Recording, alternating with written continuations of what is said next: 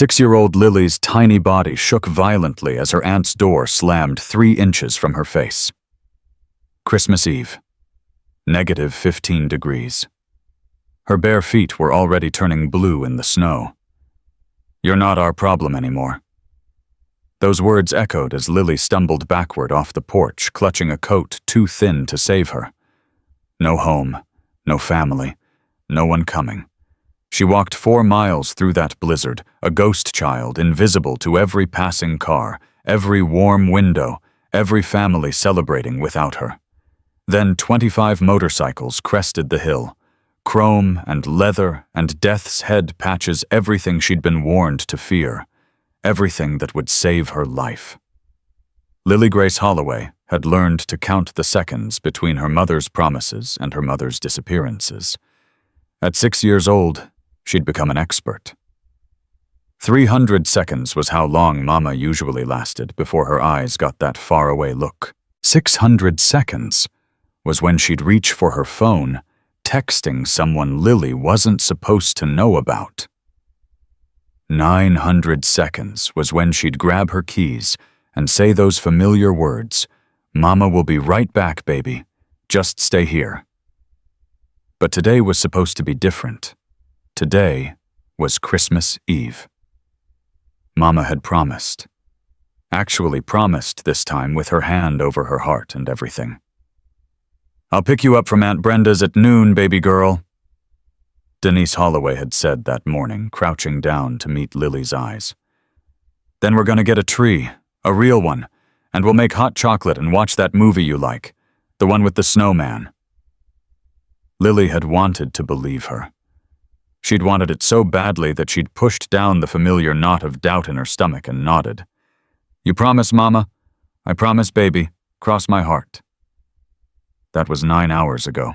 Lily sat on Aunt Brenda's porch step, her thin legs pulled up to her chest, watching the driveway for a car that never came. The sun had moved across the sky in that slow, lazy way it did in winter, turning from bright white to pale gold to deep orange. Now, it was nearly gone, and so was Lily's hope. The door behind her opened. "She's not coming." Aunt Brenda's voice was flat, tired, the voice of someone who'd given up on being surprised by disappointment a long time ago. Lily didn't turn around. She said noon. "It's 6 o'clock, Lily. She's not coming." "Maybe there's traffic. It's Christmas Eve. Everyone's driving places." The silence that followed was worse than any words could have been. Lily heard her aunt sigh that heavy exhale that adults made when they were about to say something children weren't supposed to hear. "I called her an hour ago. She didn't pick up." Maybe her phone died. "I called Victor's phone. He picked up." Lily's whole body went rigid at that name. Victor, the man with the cold eyes and the expensive watch who looked at Lily like she was a stain on his leather car seats. The man who'd taken Mama to Denver 3 weeks ago with promises of a better life. "What did he say?" Brenda was quiet for a long moment. When she finally spoke, her voice was strange, hollow.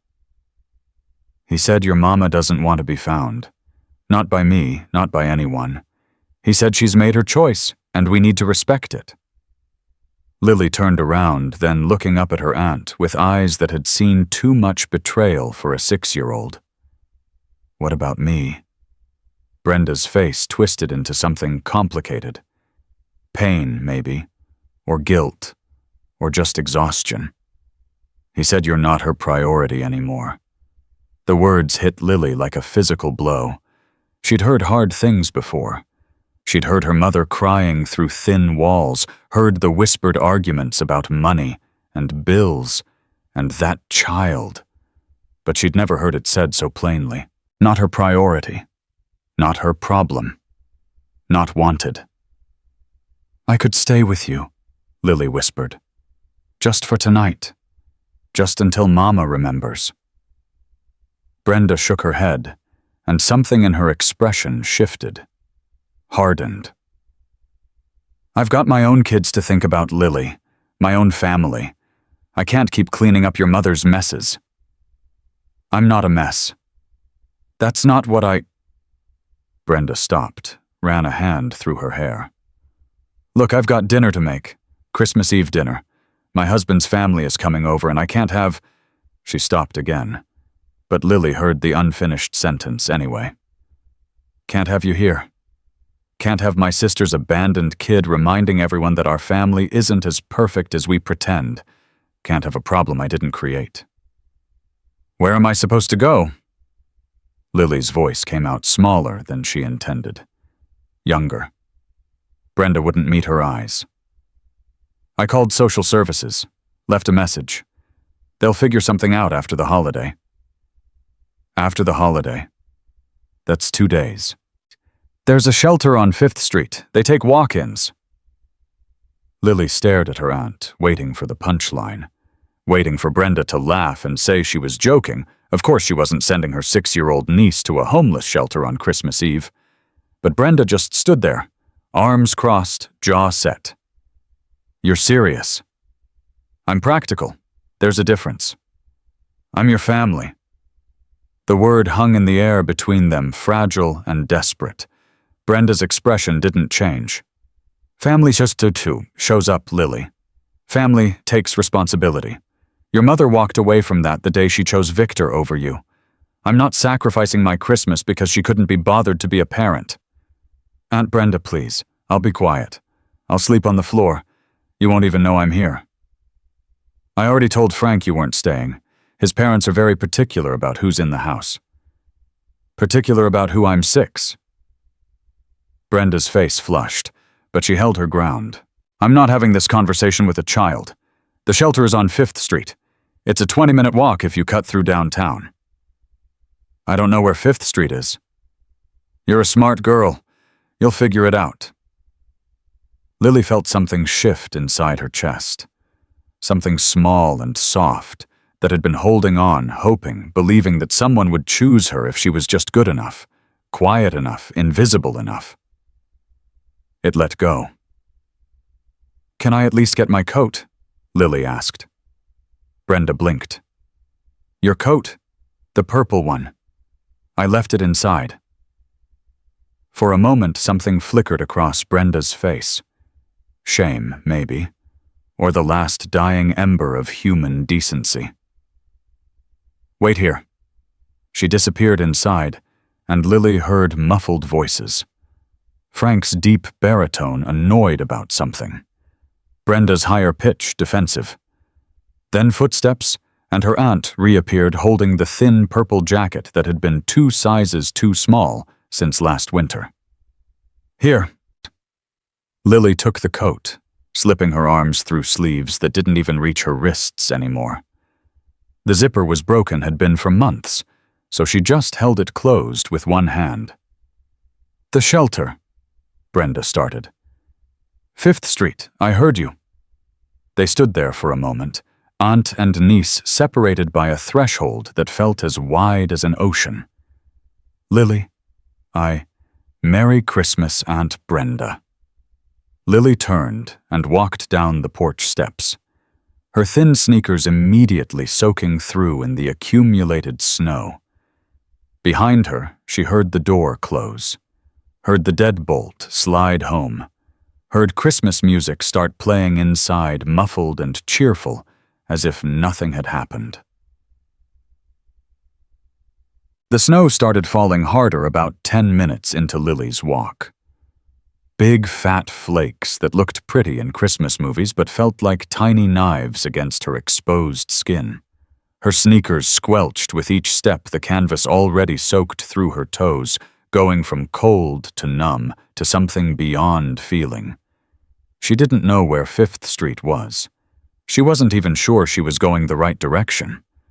But she kept walking because the alternative was standing still, and standing still meant thinking, and thinking meant remembering the look on Aunt Brenda's face when she'd chosen her Christmas dinner over her own flesh and blood. Downtown Cedar Ridge was quiet in that eerie way small towns got on Christmas Eve. Most of the shops were closed, their windows dark except for the blinking Christmas lights that had been strung up weeks ago. A few cars drove past their headlights, cutting through the gathering darkness, but none of them stopped. Why would they? She was just a small figure in a purple coat. Another kid walking home from somewhere to somewhere else. People saw what they expected to see, and nobody expected to see an abandoned child on Christmas Eve. Lily's teeth were chattering by the time she reached Mabel's diner. The restaurant was one of the only places still open, its windows glowing warm yellow against the blue-gray dusk. Through the frost-covered glass, Lily could see families sitting at booths laughing over plates of food wrapped in the easy comfort of belonging. She stopped walking, just stood there on the sidewalk watching. A father was helping his daughter cut her pancakes, making some joke that made the little girl giggle. A mother was wiping syrup off a toddler's face, her expression exasperated but loving. An older couple sat in a corner booth, holding hands across the table, their coffee cups steaming. Normal things. Simple things. Things Lily had never really had, but always hoped for. "You going to stand there all night, kid?" Lily jumped, turning to find an old man standing in the diner's doorway. He was barrel-chested with a gray beard and kind eyes behind a gruff expression Harold Mabel, whose name was on the sign above her head. "Sorry." Lily stepped back. "I wasn't going to come in. I don't have any money." Harold studied her for a long moment, taking in the too small coat, the soaked sneakers, the way she was shivering, despite trying to hide it. "Where's your family, sweetheart?" Such a simple question. Such an impossible answer. "I don't have one," Lily heard herself say. "Not anymore." Harold's brow furrowed. "Everyone's got someone. Where's your mama?" "Denver, with her boyfriend. He doesn't like kids." "What about your daddy?" "Don't have one." "Grandparents?" "My grandma died last year. I don't know about anyone else." Harold was quiet, processing this information with the slow deliberation of a man who'd seen a lot of hard things in his life, but still found new capacity for shock. "You're telling me you're out here alone on Christmas Eve?" Lily nodded. "How old are you?" 6, almost 7. My birthday's in March." Harold muttered something under his breath that Lily was pretty sure she wasn't supposed to hear. Then he stepped aside, holding the door open. "Come on in. Get warm. We'll figure this out." Lily hesitated. She'd been warned about strangers, about adults who seemed nice but wanted bad things. But the cold was seeping through her bones now, making it hard to think, and Harold's eyes reminded her of her grandmother's, tired but gentle. She stepped inside. The warmth hit her like a wave so intense that it almost hurt. Her frozen fingers began tingling as blood flow returned and her cheeks flushed from the temperature change. "Sit here," Harold said, guiding her to a booth near the kitchen. "I'll get you something to eat." "I told you I don't have any money." "Did I ask for money?" Lily didn't have an answer for that, so she just slid into the booth, pulling her wet coat tighter around her shoulders.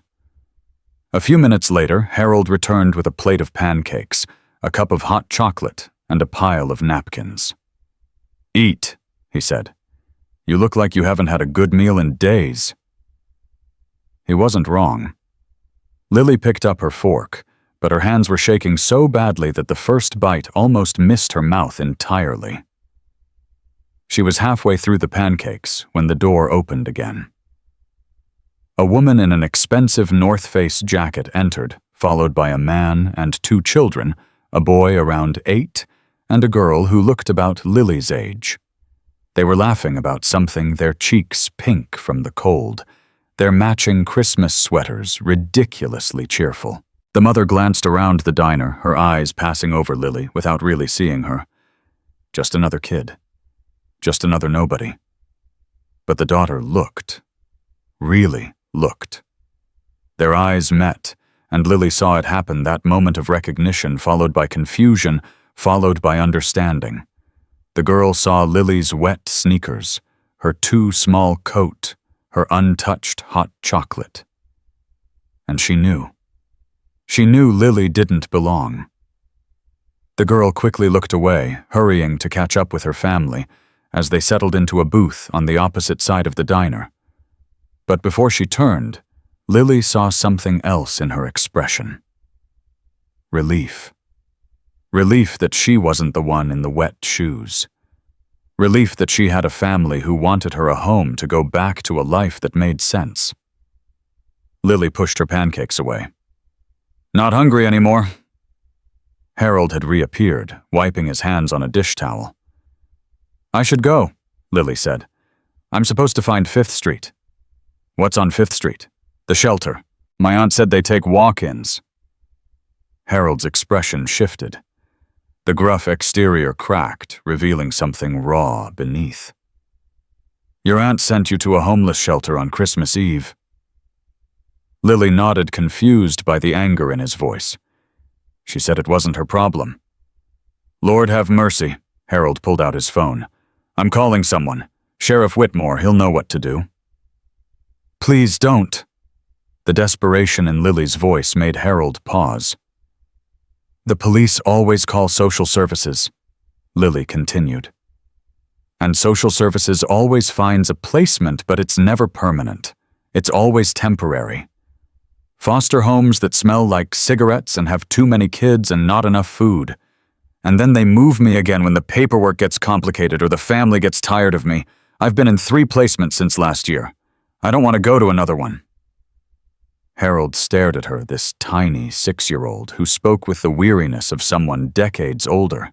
"Sweetheart, I can't just let you walk out into a blizzard." "Why not everyone else did?" Before Harold could respond, the door to the diner burst open again. But this time, it wasn't families. It wasn't anyone from Cedar Ridge at all. It was a man Lily had never seen before, massive, easily 6.5 feet tall, with shoulders that barely fit through the doorframe. His leather vest was covered in patches, the largest one featuring a skull with flames, and his arms were sleeved in tattoos that disappeared into black gloves. Behind him, through the still open door, Lily could see motorcycles. Lots of them. Their chrome gleaming in the streetlights, their riders dismounting with the easy coordination of men who'd done this 1,000 times before. Hell's Angels. That's what people called them, though Lily wasn't entirely sure why. Her grandmother had talked about them sometimes, always, in hushed, worried tones. "Dangerous men," she'd said. "Stay away from anyone in a leather vest." Lily pressed herself deeper into the booth, suddenly very aware of how small she was, how vulnerable. The big man stomped snow off his boots and looked around the diner with the casual alertness of someone who always knew where the exits were.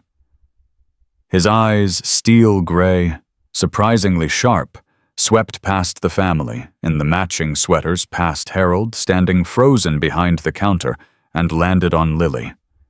He stared. She stared back. For a moment, neither of them moved. Then the man turned to Harold. "Coffee. 15 cups. Black." His voice was deep, rumbling, the kind of voice that made you listen, whether you wanted to or not. Harold nodded jerkily and disappeared into the kitchen. More bikers were entering now, filling up the empty booths, their laughter loud and easy. They moved like a unit, like family ribbing each other about the cold ride, and whose bike handled worst in the snow. But the big man didn't sit down. He walked over to Lily's booth instead. Up close, he was even more intimidating.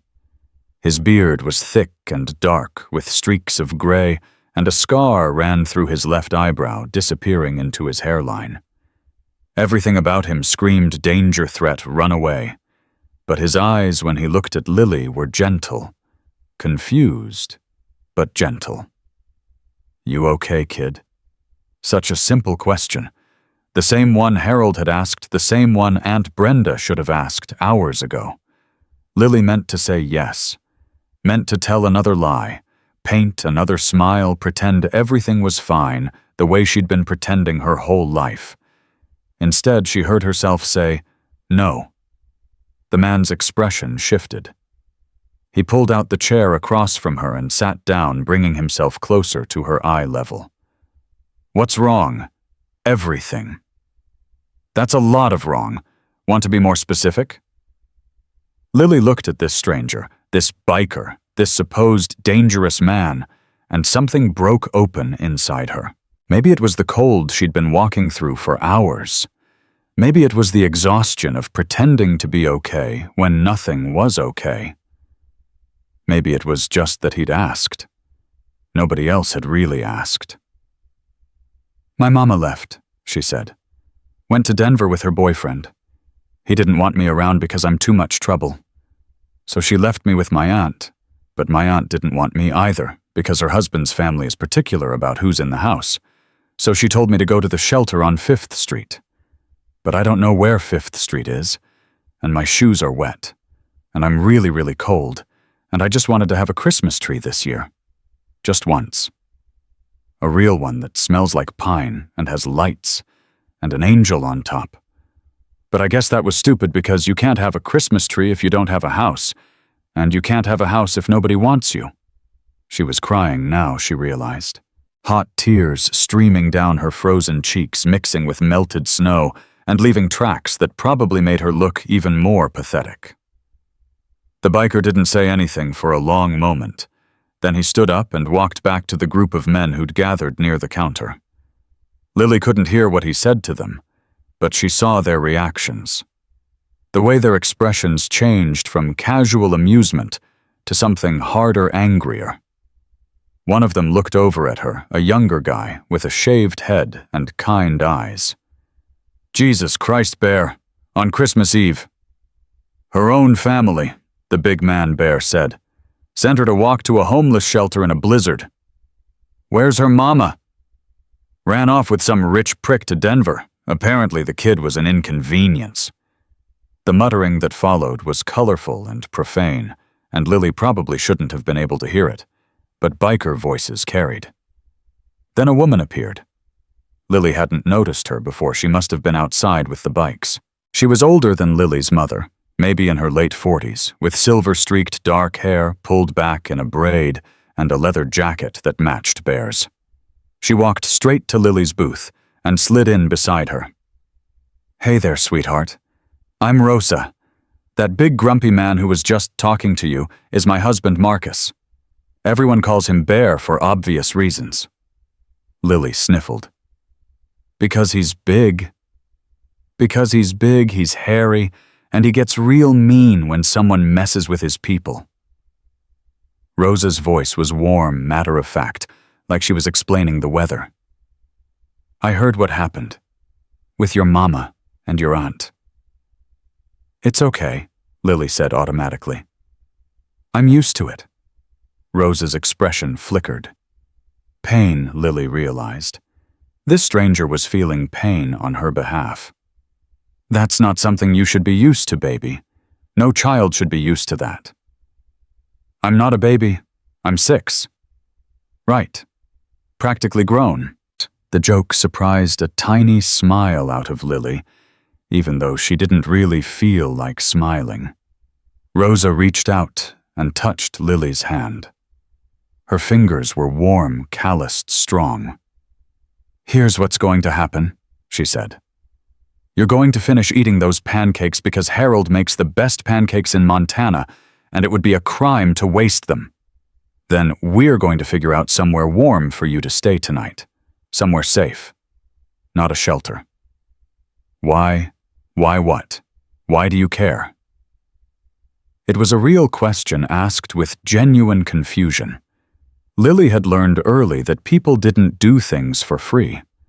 There was always a cost, always a condition, always a reason that ended up hurting. Rosa was quiet for a moment. Then she said, "I was you once." Lily frowned. "What do you mean?" I mean, I know what it feels like to be the kid nobody wants. To spend Christmas Eve wondering what you did wrong, why you weren't good enough, why everyone else gets a family, but you get a door slammed in your face. Rosa's voice was steady, but her eyes were bright with old pain. I was 11 when I ran away from my last foster home. Spent 2 years on the streets before someone finally gave a damn. 2 years Lily.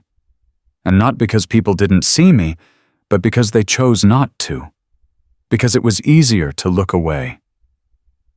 Lily stared at this woman, this biker's wife, this stranger who was speaking to her like she understood. "What happened?" she whispered. "After the 2 years. I met Bear. He was 18, stupid, thought he was invincible.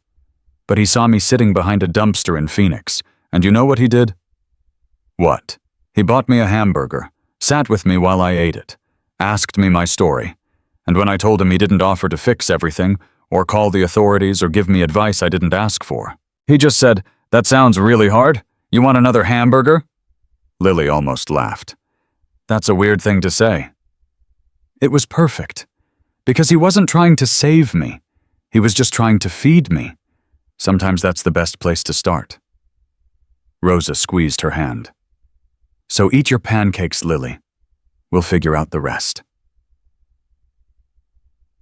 Harold watched from behind the counter as the Iron Brotherhood, all 25 of them, gradually rearranged his diner around this small, shivering child. He'd known Bear and Rosa for years, knew their reputation, both the scary parts and the parts people didn't like to talk about. The annual toy drive they organized, the women's shelter they funded anonymously, the way they'd mobilized when Mrs. Patterson's house flooded and she couldn't afford the repairs. But he'd never seen them quite like this.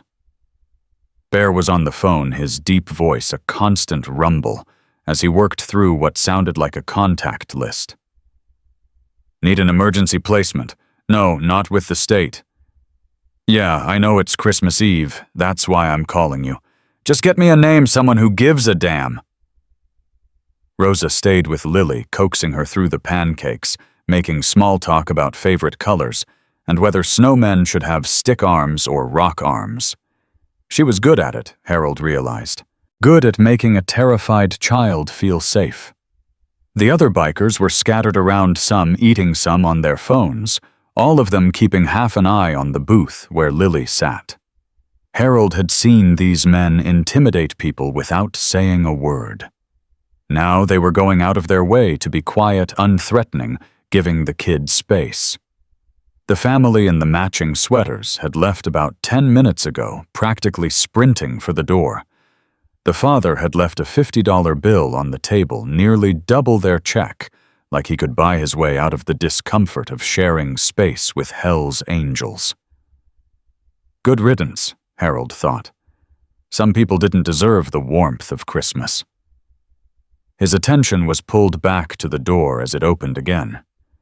Sheriff Dale Whitmore stepped inside, brushing snow off his hat. Of course. Someone must have called. Probably the Sweater family reporting suspicious activity at the diner. Bear spotted the sheriff at the same time and moved to intercept, positioning himself between Whitmore and Lily's booth like a wall made of leather and muscle. "Sheriff?" "Bear. Heard there was some trouble." "No trouble. Just having dinner." Whitmore looked past him to where Lily sat with Rosa, her small face pale under the diner's fluorescent lights. "Who's the kid?" "None of your business." "Everything in Cedar Ridge is my business." The two men stared at each other, old tensions crackling in the air between them. Harold knew the history. Everyone did. Bear had done time 20 years ago, assault charges that may or may not have been deserved, depending on who you asked. Whitmore had been a deputy then, eager to prove himself by bringing down the Iron Brotherhood. He'd been trying to find an excuse ever since. "The kid's name is Lily," Rosa said, appearing at Bear's shoulder. Her voice was calm, but her eyes were steel. 6 years old, Her mother abandoned her to run off with some rich boyfriend, and her aunt kicked her out an hour ago. We found her walking to a homeless shelter in a blizzard." Whitmore's jaw tightened. "And you decided to— what, take her in?" "We decided to feed her and make some calls. Find someone who actually wants to help, instead of just filing paperwork and moving on. There are protocols for situations like this, Mrs. Thornton. Chain of custody, background checks, proper procedures." "Your procedures have failed this child for years," Rosa shot back. "Mrs. Chen at the elementary school has filed 3 reports about Lily's home situation. 3 sheriff. You know what happened. Nothing. The reports got lost, the case got closed, and Lily went right back to a mother who couldn't stay sober long enough to remember she had a daughter." "That's not— Spare me the excuses. I've heard them all before. I've been this girl Whitmore. I know exactly where your system was going to put her tonight. A group home 2 hours away with overworked staff and kids 3 times her age. She would have spent Christmas morning wondering what she did wrong. And you would have gone home to your tree and your presents and your perfect family, and you wouldn't have thought about her once." The diner had gone completely silent. Even the bikers had stopped moving, watching the confrontation with the focused intensity of men who knew how to handle violence, but were hoping it wouldn't come to that. Whitmore's face was red, but Harold couldn't tell if it was from anger or shame. "I'm going to need to call social services," the sheriff said finally. "Fine. Call them. But she stays with us until someone shows up who actually wants to help." That's exactly how it's going to work." Bear's voice cut through the argument like a blade. "You want to arrest me, Whitmore? Go ahead. Make headlines. Sheriff arrests bikers for feeding hungry child on Christmas Eve. See how that plays in the morning papers. See how your re-election campaign handles it." Whitmore's hand twitched toward his belt muscle memory, reaching for authority he wasn't sure he had. "This isn't over, Bear. It never is with us, Sheriff. But for tonight, that little girl is going to have a warm place to sleep and people who give a damn about her. You can either help with that or get out of the way. Your choice." The silence stretched. Then Whitmore turned and walked out of the diner without another word. "Is he going to arrest you?" Lily's small voice cut through the tension. As the bikers began to relax, the immediate threat passed. Bear turned to look at her, his intimidating expression softening into something almost gentle. "Nah, kid. Sheriff Whitmore is all bark no bite. Besides, we didn't do anything wrong." "You yelled at him." "Rosa yelled at him. I just stood there looking pretty." One of the other bikers snorted. "Pretty like a bear trap, maybe." "Shut up, Gavin." Lily found herself almost smiling again, despite everything. These men, these supposed dangerous outlaws, reminded her of something. It took her a moment to place it. They reminded her of family. Not the family she had, but the family she'd seen in movies. The kind that teased each other and argued over stupid things, but showed up when it mattered. The kind that closed ranks against threats and made sure everyone got fed. The kind she'd always wanted. "What happens now?" she asked. Rosa slid back into the booth beside her. "Now we make some more calls and find you somewhere safe to stay tonight, somewhere better than a shelter." "What if there's nowhere? Then you stay with us." Lily blinked. "With you at your house." "At our clubhouse. It's not fancy, but it's warm. There's a real bed, and Mama June makes the best hot chocolate in Montana." "Who's Mama June?" "Bear's mother. She's 82, can't hear worth a damn, and has opinions about everything. You'll love her." Lily looked down at her half-eaten pancakes, processing this information. "My aunt said bikers were dangerous. She said you sell drugs and hurt people." The table went quiet. Rosa exchanged a glance with Bear, some silent communication passing between them. "Some bikers do bad things," Rosa said carefully. Just like some teachers and doctors and police officers and aunts do bad things. The patch on someone's vest doesn't tell you who they are inside. What tells you that is how they treat people, especially people who can't do anything for them. My aunt said you should stay away from anyone in leather. Your aunt sent you into a blizzard on Christmas Eve. Maybe her judgment isn't the best measure of character. The words hit hard, but they were true. Lily had spent her whole life listening to adults who claimed to know what was right, what was safe, who could be trusted. And every single one of them had failed her. Her mother, who chose a man over her daughter. Her aunt, who chose comfort over compassion. The teachers who filed reports that went nowhere. The social workers who closed cases too quickly. All of them had followed the rules. Said the right things, maintained proper appearances. And here she was, 6 years old, sitting in a diner on Christmas Eve, being offered warmth and safety by the exact people she'd been warned to fear. Maybe the rules were wrong. Maybe the people who followed them were worse than the ones who didn't. Okay, Lily said finally. Rosa blinked. Okay, I'll come with you. To the clubhouse, if Mama June really makes good hot chocolate. Something shifted in Rosa's expression. Relief, maybe. Or hope. She really does, baby. Best you've ever had. Better than this. Lily pointed to the cooling cup on the table. Way better. Don't tell Harold. They both glanced at the diner owner who was pretending to wipe down a perfectly clean counter while obviously eavesdropping. I heard that, he called out. Good. Step up your game, Harold. For the first time in what felt like forever, Lily laughed. The phone call came 20 minutes later.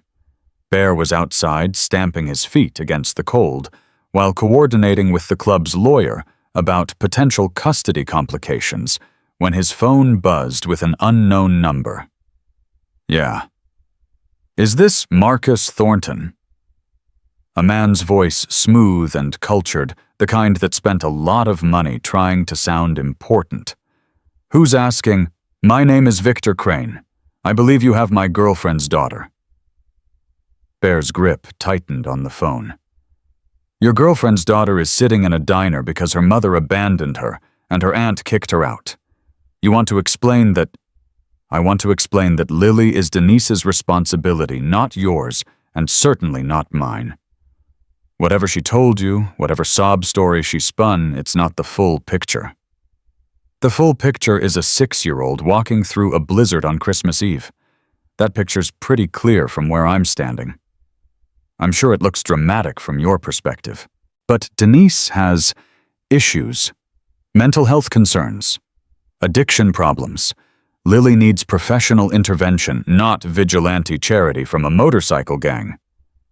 Bear laughed, the sound harsh and humorless. Professional intervention. That's what you call it when you convince a woman to abandon her kid. I didn't convince anyone of anything. Denise made her own choice. And you just happened to be there telling her she'd be happier without baggage weighing her down. The silence on the other end was answer enough. Here's what's going to happen. Bear said, his voice dropping to a dangerous register. That little girl is going to have a warm bed tonight and a real Christmas tomorrow. She's going to be surrounded by people who actually want her around. And if you or Denise or anyone else tries to interfere with that, I promise you, I will make it my personal mission to dig up every single skeleton in your closet. And something tells me a man who talks a woman into abandoning her child has a whole cemetery of them. You're threatening me. I'm informing you. There's a difference. I could call the police, report a kidnapping. Go ahead. Call Sheriff Whitmore. He's already been here. Already knows the situation. You think he's going to arrest 25 bikers for feeding a hungry child, when the alternative is explaining to the press why he let a little girl freeze to death because her rich mother's boyfriend didn't want her around. Victor was quiet. Bear continued, his voice like gravel.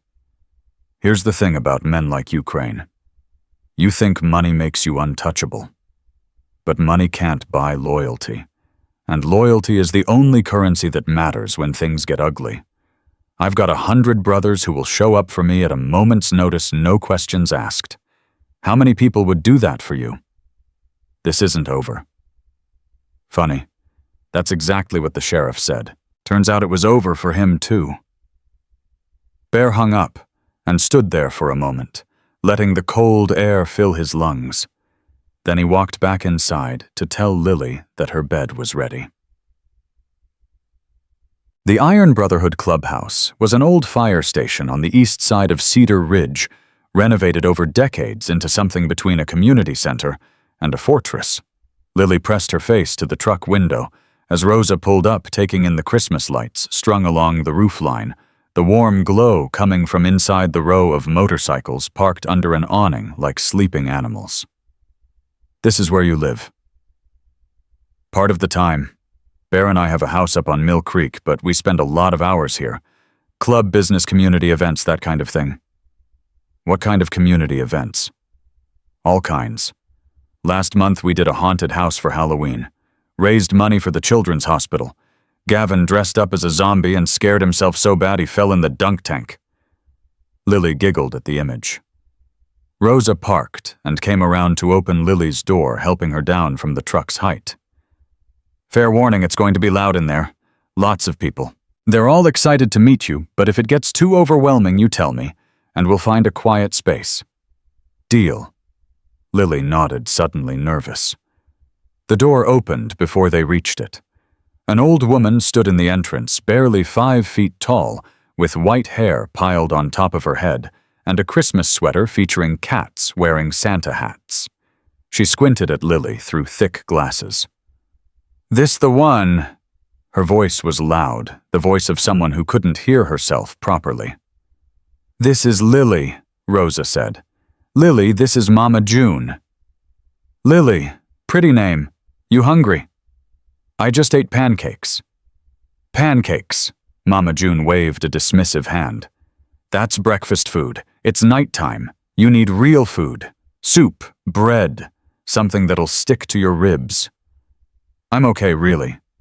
Nonsense. You're skin and bones. Come in. And take off those wet shoes before you catch your death. Lily was herded inside before she could protest, swept up in the old woman's determined hospitality.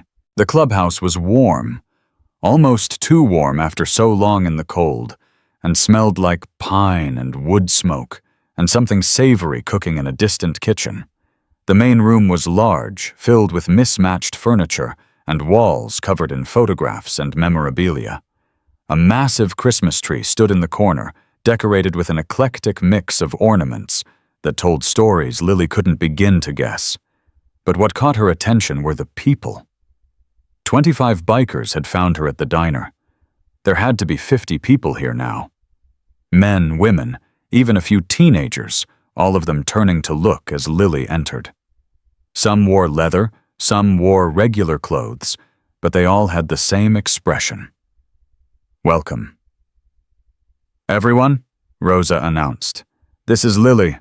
She's going to be staying with us tonight. Maybe longer depending on how things shake out. I expect you all to be on your best behavior. Define best behavior, someone called out. Better than Gavin. Hey. Laughter rippled through the room. Lily stood frozen, overwhelmed by the attention, by the warmth, by the sudden sense that she had somehow stepped into a world she didn't understand. Then a woman about Rosa's age approached, crouching down to Lily's level. Hey there, sweetheart. I'm Maria. I run the kitchen here. You like grilled cheese? Lily nodded. Best grilled cheese in Montana coming right up. Rosa, show her where she's sleeping. I'll bring food when it's ready. Just like that, Lily was swept into the current of activity. Rosa guided her through the clubhouse, pointing out bathrooms and exit routes, and the room where Mama June kept her yarn collection. Everyone they passed smiled at Lily, nodded, went out of their way to seem non-threatening. The bedroom Rosa showed her was small but comfortable. A twin bed with a thick quilt, a nightstand with a lamp, a window overlooking the back garden. "This used to be my room," Rosa said, "back when I first came to the club, before Bear and I got married." "You lived here?" "For about 3 years. It was the first place that ever felt like home." Lily sat on the edge of the bed, sinking into the mattress. It was softer than anything she'd slept on in months. "Why are you doing this?" Rosa sat beside her. "Doing what?" "Being nice to me. You don't know me. I'm not part of your family."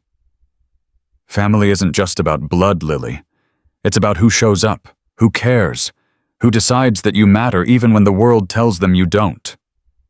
"But what if I'm not worth it? What if everyone who left was right?" Rosa was quiet for a moment. Then she said, "You know what the world told me when I was your age? That I was worthless, unlovable, too damaged to bother with. I believed it for a long time. Let it shape the way I saw myself, the way I treated myself." "What changed?" "Bear, the club, people who looked at me and saw something worth saving even when I couldn't see it myself." Rosa took Lily's hand. "I'm not saying it was easy. I'm not saying the scars went away. But I'm saying that the voices in your head, the ones telling you you're not enough, those voices are liars. They're scared and they're wrong and they don't get the final word." Lily felt tears building behind her eyes again. "What if I'm too much? My mama said, 'Your mama was sick, baby, is sick. Addiction does terrible things to people, makes them say and do things they'd never do otherwise. That doesn't excuse what she did, but it means you weren't the problem. You were never the problem.'" "Then why did she leave?" Rosa didn't have an easy answer for that. There wasn't one. "I don't know," she said honestly, "but I know this 25 people rode through a blizzard tonight and decided you were worth stopping for. Tomorrow there'll be more, and the day after that, and the day after that. You're not alone anymore, Lily. You've got us. For as long as you need us. For as long as you want us." A knock at the door interrupted them. Maria entered with a tray bearing the promised grilled cheese, a bowl of tomato soup, and a mug of something that steamed invitingly. "Mama June's hot chocolate," she said, setting the tray on the nightstand. "Her secret recipe. She claims it's magic." Lily took the mug, wrapping her cold fingers around its warmth. She took a sip. It was without question the best hot chocolate she'd ever tasted. "Magic," she whispered. Maria and Rosa exchanged a smile.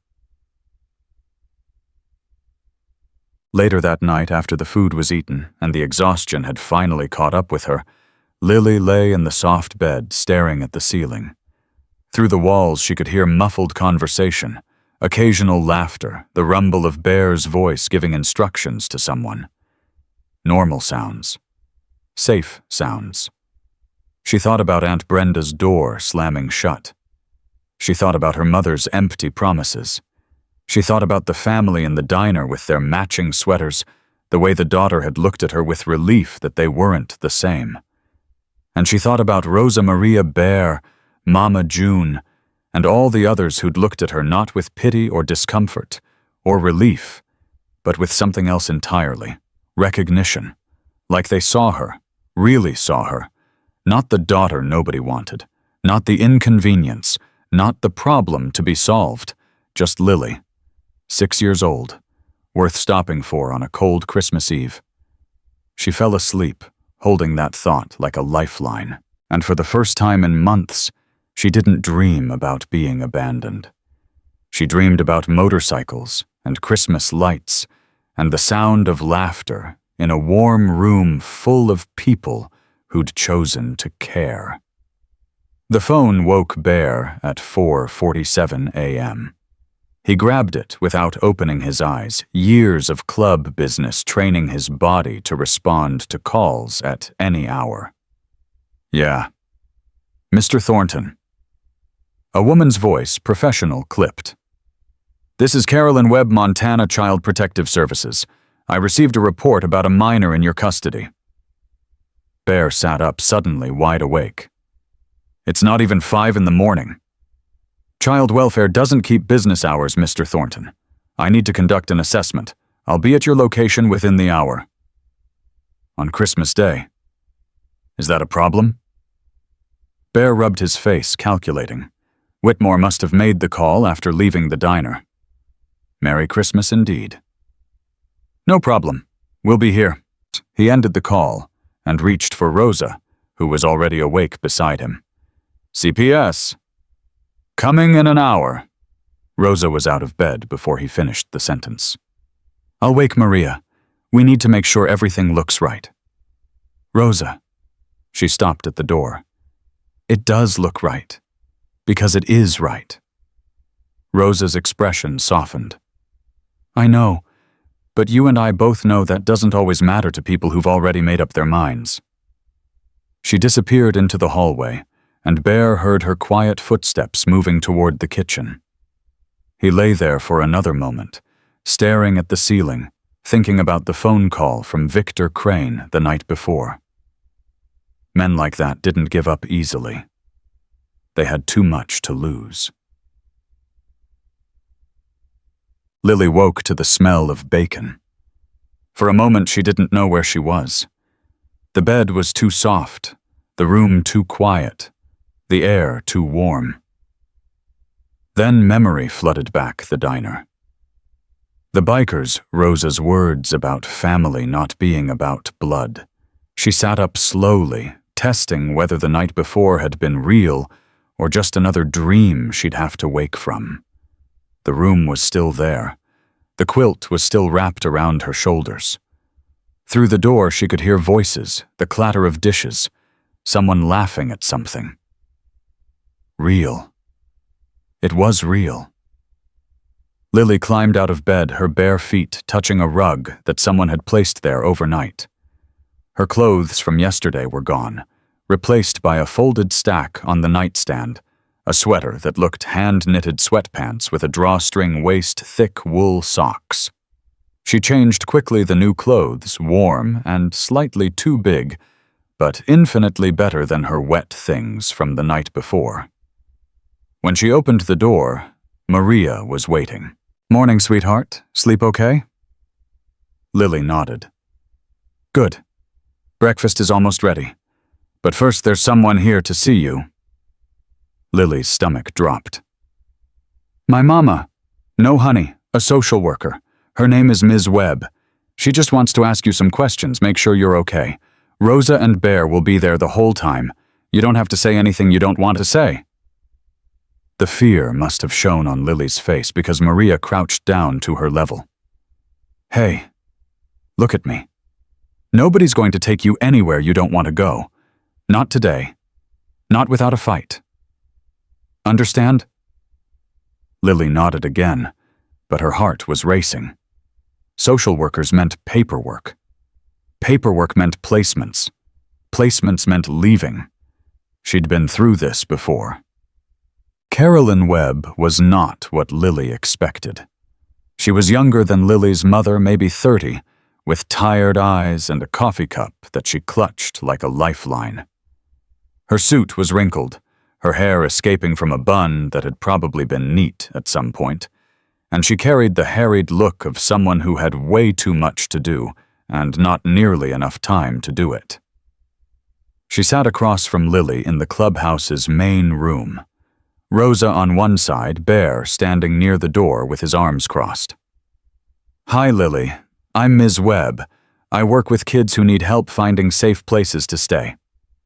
I have a safe place, Lily said. I'm staying here. Ms. Webb glanced at Rosa. That's one of the things I need to assess. Can you tell me about yesterday? About what happened with your aunt? Lily's hands twisted in her lap. She'd told this story so many times to so many people. Teachers, counselors, other social workers. Nothing ever changed. My mama was supposed to pick me up. She didn't come. Aunt Brenda got mad because her husband's family was coming over and she didn't want me there. She told me to go to the shelter on 5th Street. She told you to walk to a homeless shelter, a 6-year-old. She said I'd figure it out. Ms. Webb wrote something in her notebook. Her expression was carefully neutral, but Lily saw her jaw tighten. And your mother? When did you last hear from her? 3 weeks ago. She called to tell me she was going to Denver with Victor. She said she needed a break. A break from what? Lily shrugged. Me, I guess. The room went quiet. Ms. Webb looked at Rosa. Mrs. Thornton, I need to ask what exactly is your relationship to this child? None, Rosa said. Until last night. My husband found her standing outside a diner, freezing to death. We brought her here, fed her, gave her a bed. You understand that taking custody of a minor without proper authorization is technically kidnapping. Bear's voice cut through the room. That's what Whitmore said too. Funny how everyone's concerned about paperwork when a kid is freezing, but nobody gave a damn when her mother walked away. Mr. Thornton, I'm not the enemy here. Then stop acting like one. Rosa put a hand on Bear's arm. What my husband means is that we've seen how the system fails children like Lily. We've experienced it ourselves. We're not trying to circumvent anything, we're trying to make sure she doesn't fall through the cracks. Ms. Webb studied Rosa for a long moment. You were in the system yourself, weren't you? 11 years.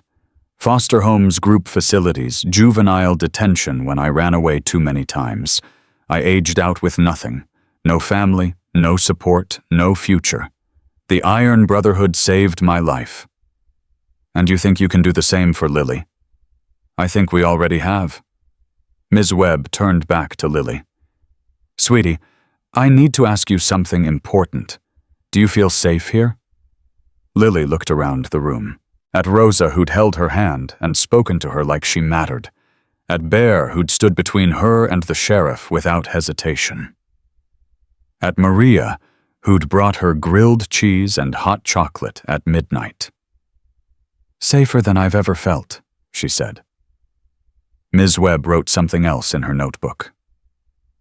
Here's the situation, she said finally. By law, I should remove Lily to an emergency placement facility until we can locate a relative or begin the foster certification process. But, she hesitated, it's Christmas Day. The nearest facility is 2 hours away. And honestly, I've seen what happens to kids who spend holidays in those places. It's not pretty. So what are you saying? Rosa asked. I'm saying I can file a report that recommends a temporary informal arrangement while we sort out the legalities. It's not standard procedure, but the standard procedures are exactly what let this child fall through the cracks in the first place. Bear's posture relaxed slightly. You're going to let her stay. For now, with conditions. I'll need to conduct a home study, background checks, regular welfare visits. If anything seems off, anything at all, I'll have no choice but to intervene. Nothing's going to seem off, Rosa said. Because nothing is off. We just want to help her. Ms. Webb gathered her things and stood. I hope that's true, Mrs. Thornton. I really do. But I've been doing this job long enough to know that good intentions don't always translate to good outcomes. She paused at the door, looking back at Lily. You have my card. If you ever need anything, if you ever feel unsafe or want to talk, you call that number. Anytime. Understand? Lily nodded. Then Carolyn Webb walked out into the Christmas morning snow, and Lily finally allowed herself to breathe. She seems decent. Rosa's voice was cautious as she watched Ms. Webb's car pull away. Decent doesn't mean safe, Bear said. Whitmore's still out there. Crane's still out there. This isn't over. Nothing's ever over with us. No. But this time feels different. That kid… Bear trailed off, unable to find the words. I know, Rosa said softly. I see it too. They stood together in silence, watching the snow fall. Then Lily appeared in the doorway, the oversized sweater making her look even smaller than she was. Rosa, what's Christmas morning supposed to be like? The question hit Rosa like a physical blow. What do you mean, honey? I've seen it in movies. People opening presents and drinking hot chocolate and being happy. Is that what it's really like? Rosa and Bear exchanged a look. Yeah, Rosa said, her voice thick. That's what it's supposed to be like. I've never had one. A real Christmas morning, I mean. Mama was always sleeping or gone or fighting with someone. I just thought... Lily's voice got very small. I just thought maybe it could be different here. Bear cleared his throat. Mama June's been cooking since 4 a.m. There's a tree in the main room with about 100 ornaments and zero coordination. Half the club is already here fighting over the remote control. I'd say that's about as real as Christmas morning gets. Lily's face transformed. Not a full smile, she wasn't there yet, but something close. Something hopeful. Can I go see? Lead the way, kid. The main room had transformed overnight. When Lily had arrived the evening before, it had been welcoming but ordinary. Now it was Christmas. Garlands hung from every surface. A fire crackled in the massive stone fireplace. The tree she'd glimpsed before now blazed with lights, its branches heavy with ornaments that spanned decades, handmade treasures, motorcycle memorabilia, photos of people she didn't recognize. And presents, piles of them wrapped in paper that ranged from elegant to hilariously inappropriate. We do a white elephant exchange every year, Gavin explained, appearing at her elbow. Everyone brings something ridiculous. Last year, Bear ended up with a singing fish trophy. He still hasn't forgiven me. That thing gave me nightmares, Bear grumbled from across the room. That was the point. Lily drifted toward the tree, mesmerized. Are all of these for the exchange? Most of them, but a few. Gavin glanced at Rosa. A few showed up this morning. Special delivery. Lily followed his gaze to a small pile near the back wrapped in purple paper, her favorite color, though she didn't remember telling anyone that. Those ones are for you, Rosa said. Lily froze. For me? The club took up a collection last night, after you went to bed. Everyone wanted to contribute. But you don't even know me. We know enough. Lily stared at the presents, her vision blurring. I've never... She couldn't finish the sentence. Rosa knelt beside her. You don't have to open them now. Whenever you're ready. What if I open them, and this all goes away? What if I wake up and I'm back at Aunt Brenda's and none of this was real? Oh, honey. Rosa pulled her into a hug. This is real. We're real. And we're not going anywhere. The morning unfolded in a chaos of wrapping paper and laughter. Lily watched from the couch as the bikers exchanged their ridiculous gifts, a toilet-shaped coffee mug, a calendar featuring shirtless photos of an 80-year-old man, a t-shirt that said, I'm not arguing, I'm just explaining why I'm right. They included her in everything. Passed her candy canes, let her pick the music, taught her the rules of the white elephant game, even though she was too young to participate. Mama June emerged from the kitchen, periodically brandishing a wooden spoon and making dire predictions about what would happen to anyone who peeked at the turkey. It was loud and messy, and nothing like the quiet, sad Christmases Lily remembered. It was perfect. Eventually, Rosa guided her to the purple-wrapped presents. Whenever you're ready, she said again. Lily's hands trembled as she reached for the first one. A small box, surprisingly heavy.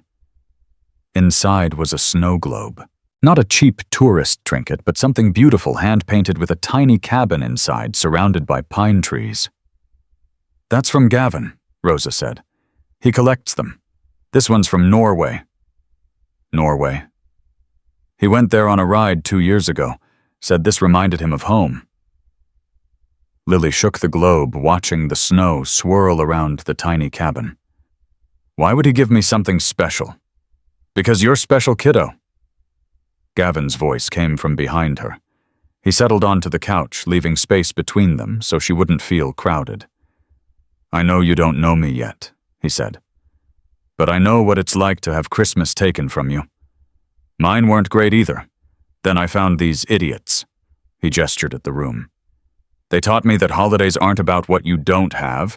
They're about who shows up." Lily looked down at the snow globe. "Thank you," she whispered. "Merry Christmas, Lily." The other presents were equally meaningful.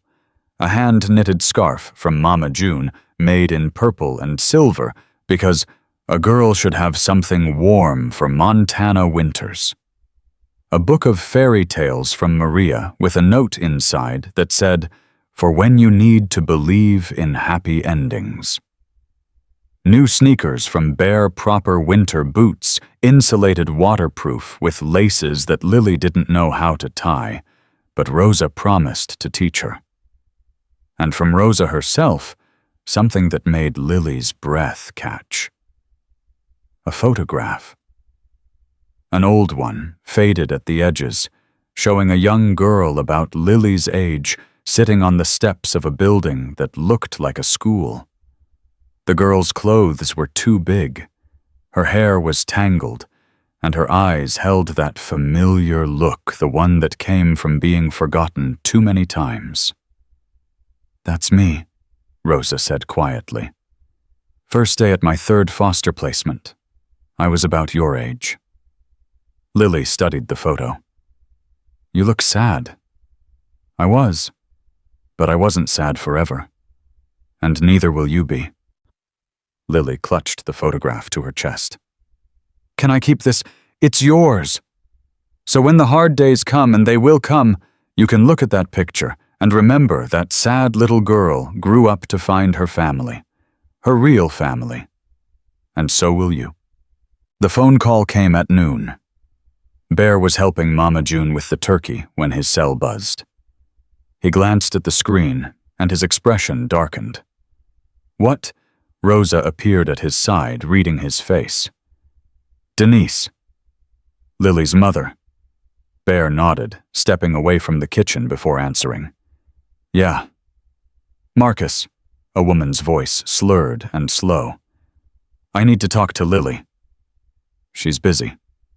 "She's my daughter. I have a right." "You gave up your rights when you walked out on her." Silence on the line. "Then, Victor says you took her. That's kidnapping." "Victor also told your daughter she was an inconvenience. So maybe Victor's word isn't worth much." "You don't understand. I had to leave. I couldn't breathe there. Everything was too much, and I just needed—" "What you needed doesn't matter right now. What matters is that Lily spent yesterday walking through a blizzard because nobody in her family gave a damn. That's not fair."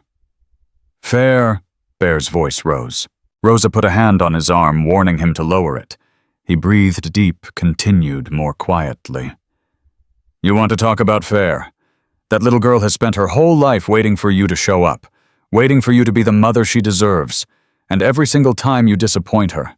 That's not fair, Denise. That's cruelty." "I'm not cruel, I'm sick." "Then get help." "It's not that simple." "It's exactly that simple. You pick up a phone, you find a meeting, you start showing up. Or you don't, and you lose her forever. Those are the choices." More silence. When Denise spoke again, her voice was different, harder.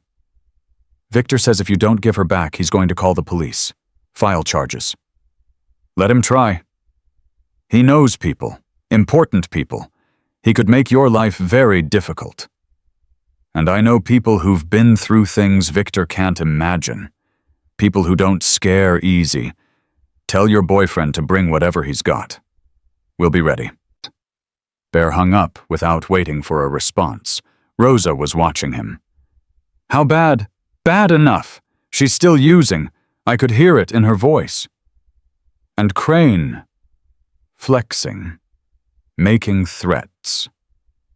Nothing we haven't handled before. But this is different.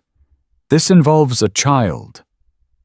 Bear looked toward the main room where Lily was showing Gavin how her snow globe worked, her small face alight with something that might have been happiness. "Yeah," he said, "this is different, which means we can't afford to lose." The afternoon brought visitors. First Harold from the diner carrying a massive tray of cookies and looking uncomfortable in a room full of bikers. "The wife made too many," he mumbled, setting them on the table. "Figured you could use them." Harold Mabel admitting his wife is the better baker. Rosa grinned. "Christmas miracles do happen." Harold's weathered face reddened. "Don't go spreading that around." He lingered for a moment watching Lily play with her new snow globe. "She doing okay?" "Better than yesterday." "Good. That's good." He cleared his throat. "I've been thinking about what happened. How she was standing outside my window for 20 minutes, and I almost sent her back into the cold. But you didn't." "No, but I could have. It would have been easier." Harold shook his head. "I've lived in this town for 60 years. Thought I knew my neighbors. Thought I knew who was good and who wasn't. Turns out I had it backwards." "What do you mean, her aunt?" "Brenda. She's in my Rotary Club. Organizes the food drive every Thanksgiving. Shows up to church every Sunday. Everyone thinks she's a pillar of the community."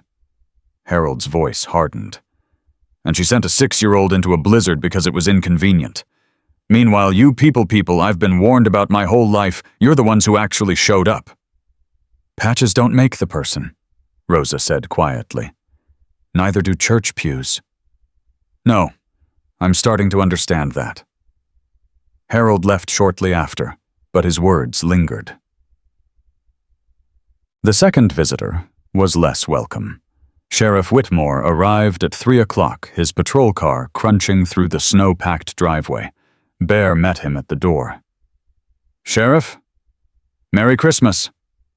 "Cut the pleasantries, Bear. I'm here on official business." "On Christmas Day. I received a complaint this morning. Victor Crane is claiming you've kidnapped his girlfriend's daughter and are holding her against her will. And you believed him. I'm required to investigate all complaints." Bear didn't move from the doorway. "CPS was already here. Ms. Webb conducted an assessment and approved a temporary arrangement.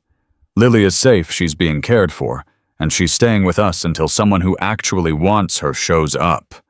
That's not kidnapping. That's basic human decency." Whitmore's jaw tightened. "I need to see the girl. Make sure she's okay.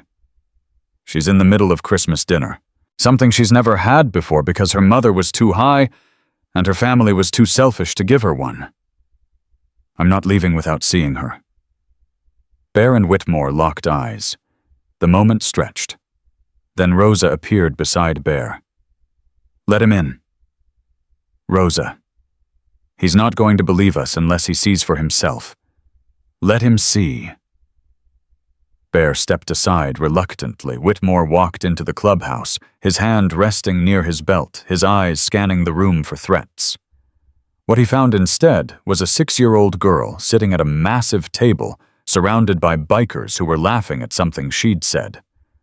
Her plate was piled with turkey and mashed potatoes. A paper crown sat crooked on her head. Someone must have pulled it from a Christmas cracker. She looked happy. Genuinely, unmistakably happy. Whitmore approached slowly, crouching down to her level. "Hi there. I'm Sheriff Whitmore. I just wanted to check on you, make sure you're doing okay." Lily looked at him, then at Bear, then back at the sheriff. "I'm fine. Your mother's boyfriend is worried about you." "Victor," Lily's expression clouded. "Victor said I was an inconvenience. He said my mama would be happier without me." Whitmore blinked. "He said that to you. He said it on the phone when he thought I wasn't listening. But I was. I always listen. And you don't want to go back to your family." Lily gestured at the table full of bikers watching the exchange. "This is my family now. They actually want me here." Whitmore stood slowly, something shifting in his expression. He looked at Bear, at Rosa, at the room full of people who'd stopped eating to watch their leader protect a child they'd known for less than 24 hours. "I'll be honest," he said quietly. "This isn't what I expected to find." "What did you expect?" Rosa asked. I don't know. Something else. Something that fit the story Crane was telling. He shook his head. I've been chasing you people for 20 years, trying to find something to pin on you. And the one time I actually have a complaint, it turns out you're the good guys, Gavin offered. Don't push it. But there was no heat in Whitmore's voice. I'll tell Crane his complaint has been investigated, the sheriff said. I'll tell him the child appears safe and well cared for. That should satisfy the legal requirements. And if it doesn't satisfy him, Whitmore met Bear's eyes. Then I guess we'll cross that bridge when we come to it. He left without another word. The room was silent until his car pulled away. Then Gavin raised his glass. Did Sheriff Whitmore just admit we're not complete monsters? I think he admitted we're useful monsters, Bear corrected. I'll take it. Laughter broke the tension, and Christmas dinner resumed. But the peace didn't last. At 7 o'clock, with the sun long set and the club scattered around the TV, watching old Christmas movies, a knock came at the door. Bear answered it. A woman stood on the porch, mid-30s, gaunt with the hollow eyes of someone who'd lost more battles than she'd won. Her clothes were expensive, but disheveled. Her makeup smeared her hands, shaking. Denise Holloway. I want to see my daughter. Bear didn't move. You're high right now. I'm not. Don't lie to me. I've been around enough addicts to know the signs. Denise's facade cracked. Please, I just need to see her, just for a minute. So you can do what make more promises you won't keep. Tell her you love her right before you disappear again. You don't understand. I understand perfectly. You chose a man over your daughter. You chose your addiction over your daughter. And now you're here pretending to care because someone told you it would look bad if you didn't. Denise's eyes filled with tears. That's not true. Then prove it. Get clean.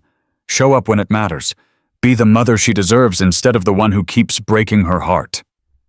I can't just. Yes, you can. The question is whether you will. Denise stood there shivering in the cold, her expensive coat no protection against the winter wind. Tell her I love her, she whispered finally. No. What? I'm not going to tell her that. Because those words don't mean anything coming from someone who doesn't act like it. You want her to know you love her. Show her. Stay. Get help. Do the work. It's not that simple. Everyone keeps saying that. It's exactly that simple. Hard as hell, but simple. Denise stared at him for a long moment. Then she turned and walked back to the sleek, black car waiting in the driveway.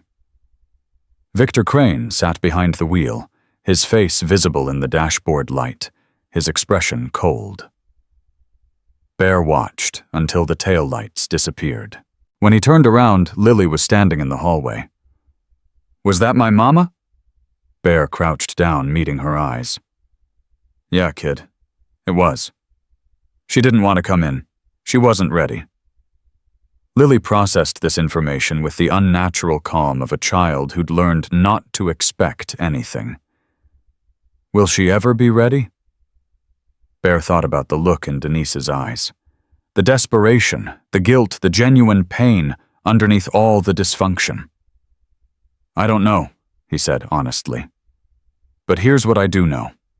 Whether she gets ready or not, you're going to be okay. Because you've got people now who are going to show up for you no matter what. That's not going to change. Lily nodded slowly. Then she said something that broke Bear's heart and healed it at the same time. Can I call you something like a name? The way other kids call their dad something. Bear's throat tightened. What did you have in mind? I was thinking, Papa Bear. Like in the story, the one who protects his family. Bear had faced down rival gangs and corrupt cops and his own demons. None of it had made him feel as vulnerable as this 6-year-old girl asking for permission to call him family. Yeah, kid. You can call me that. Lily's face broke into a smile, a real one, full and bright. Okay, Papa Bear. Can we go watch the movie now? Gavin said it's the one about the kid who gets left home alone, and I've never seen it. Bear straightened up, blinking hard. Yeah, let's go watch the movie. He followed her into the main room where Rosa caught his eye and mouthed a question. He nodded, not trusting his voice. They settled onto the couch, Lily tucked between them, a family formed not from blood, but from choice. Outside, the snow continued to fall. Inside, for the first time in her life, Lily Grace Holloway was warm. 3 days after Christmas, Victor Crane made his move. Bear got the call from the club's lawyer at 6 in the morning. They filed an emergency custody petition. Marcus Grant said, his voice grim through the phone. Crane's attorneys are claiming the Iron Brotherhood is an unsafe environment for a minor. They're requesting immediate removal. Bear gripped the phone so hard he heard the plastic creak.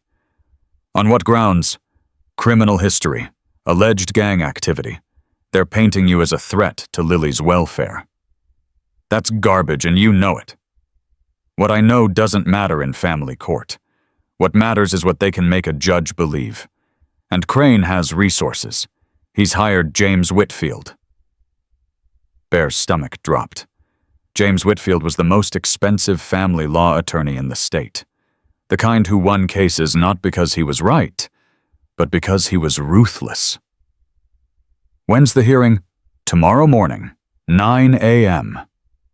Tomorrow? That's not enough time to... That's the point.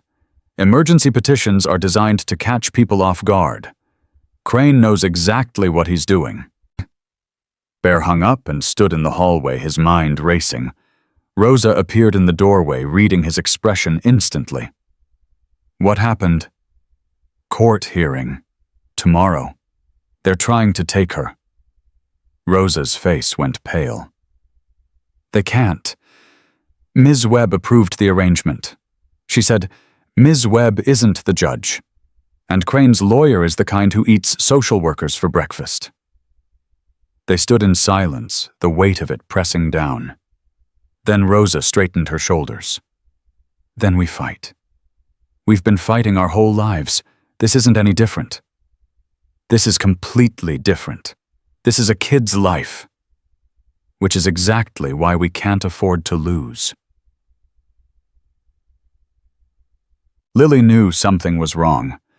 She'd learned to read adult faces the way other kids learned to read books quickly, accurately, with survival instincts honed by years of disappointment.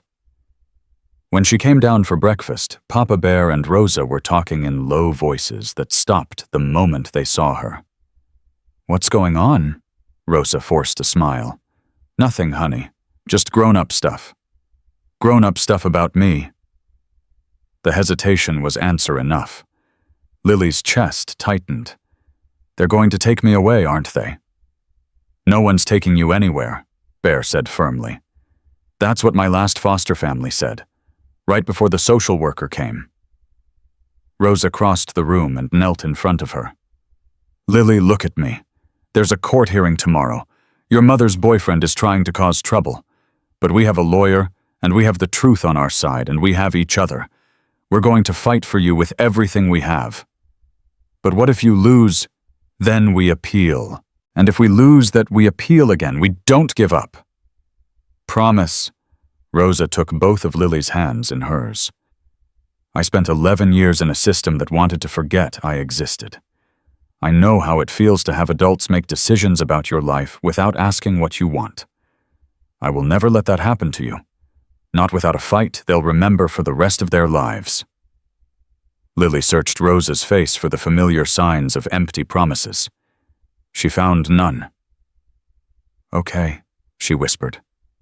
I believe you. Word spread through the club like wildfire. By noon, the clubhouse was packed. Bikers who'd gone home after Christmas came back. Others who hadn't been there at all showed up after hearing through the network. Gavin arrived first, his usual joking demeanor replaced by cold fury. "Tell me what we need to do." "We need character witnesses," Bear said. "People who can testify that Lily's safe here, that we're not the monsters Crane's lawyers are going to paint us as." "What about the people from Christmas Herald, from the diner Ms. Webb?" "Marcus is reaching out to them. But we need more. We need people who aren't connected to the club. People the judge will actually listen to." Maria spoke up from the kitchen doorway. "What about Mrs. Chen, Lily's teacher?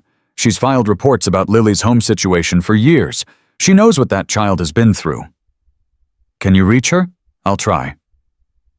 The afternoon became a coordinated assault of phone calls and strategy sessions. Bear worked the phones while Rosa stayed close to Lily, keeping her distracted with board games and cooking lessons and anything else that might take her mind off what was coming. But Lily wasn't stupid. She heard the fragments of conversation, saw the worried glances, understood that the brief happiness she'd found was already slipping away. Mrs. Amanda Chen arrived at 4 o'clock. She was younger than Bear expected, late 20s, with kind eyes and a nervous energy that spoke to how seriously she was taking this. "Thank you for coming," Rosa said, meeting her at the door. "I would have come sooner if I'd known." Mrs. Chen's voice was tight with suppressed emotion. "I've been worried about Lily for 2 years, filing reports that went nowhere. Watching her come to school hungry, exhausted, wearing the same clothes for days, and every time I tried to escalate, someone told me the case was being handled." "It wasn't handled," Bear said flatly. "No, it wasn't." Mrs. Chen's jaw set. "I'm not going to let that happen again. Tell me what you need." They brought her up to speed on the custody petition, Crane's Resources, the hearing tomorrow. "I'll testify," she said immediately. "I have 2 years of documentation, incident reports, photos of bruises Lily claimed were accidents, notes about her absences, and her mother's failure to show up for conferences. It's not pretty, but it's thorough. Will a judge care? A good judge will. The question is whether we get a good judge." Lily appeared in the doorway. "Mrs. Chen." Her teacher turned, and her professional composure cracked. "Oh, sweetheart. Come here." Lily ran into her arms, and Mrs. Chen held her tight. "I'm so sorry," the teacher whispered. "I'm so sorry I couldn't do more."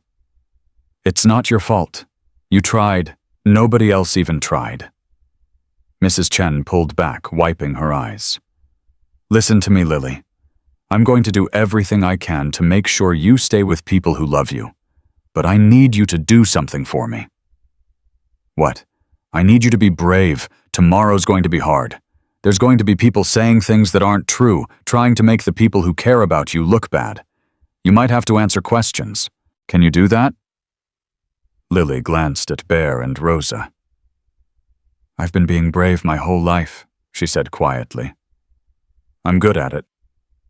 Mrs. Chen's eyes glistened. Yes, you are." The call came at 9 that night. Bear answered on the second ring. "Mr. Thornton." A woman's voice familiar. "This is Carolyn Webb."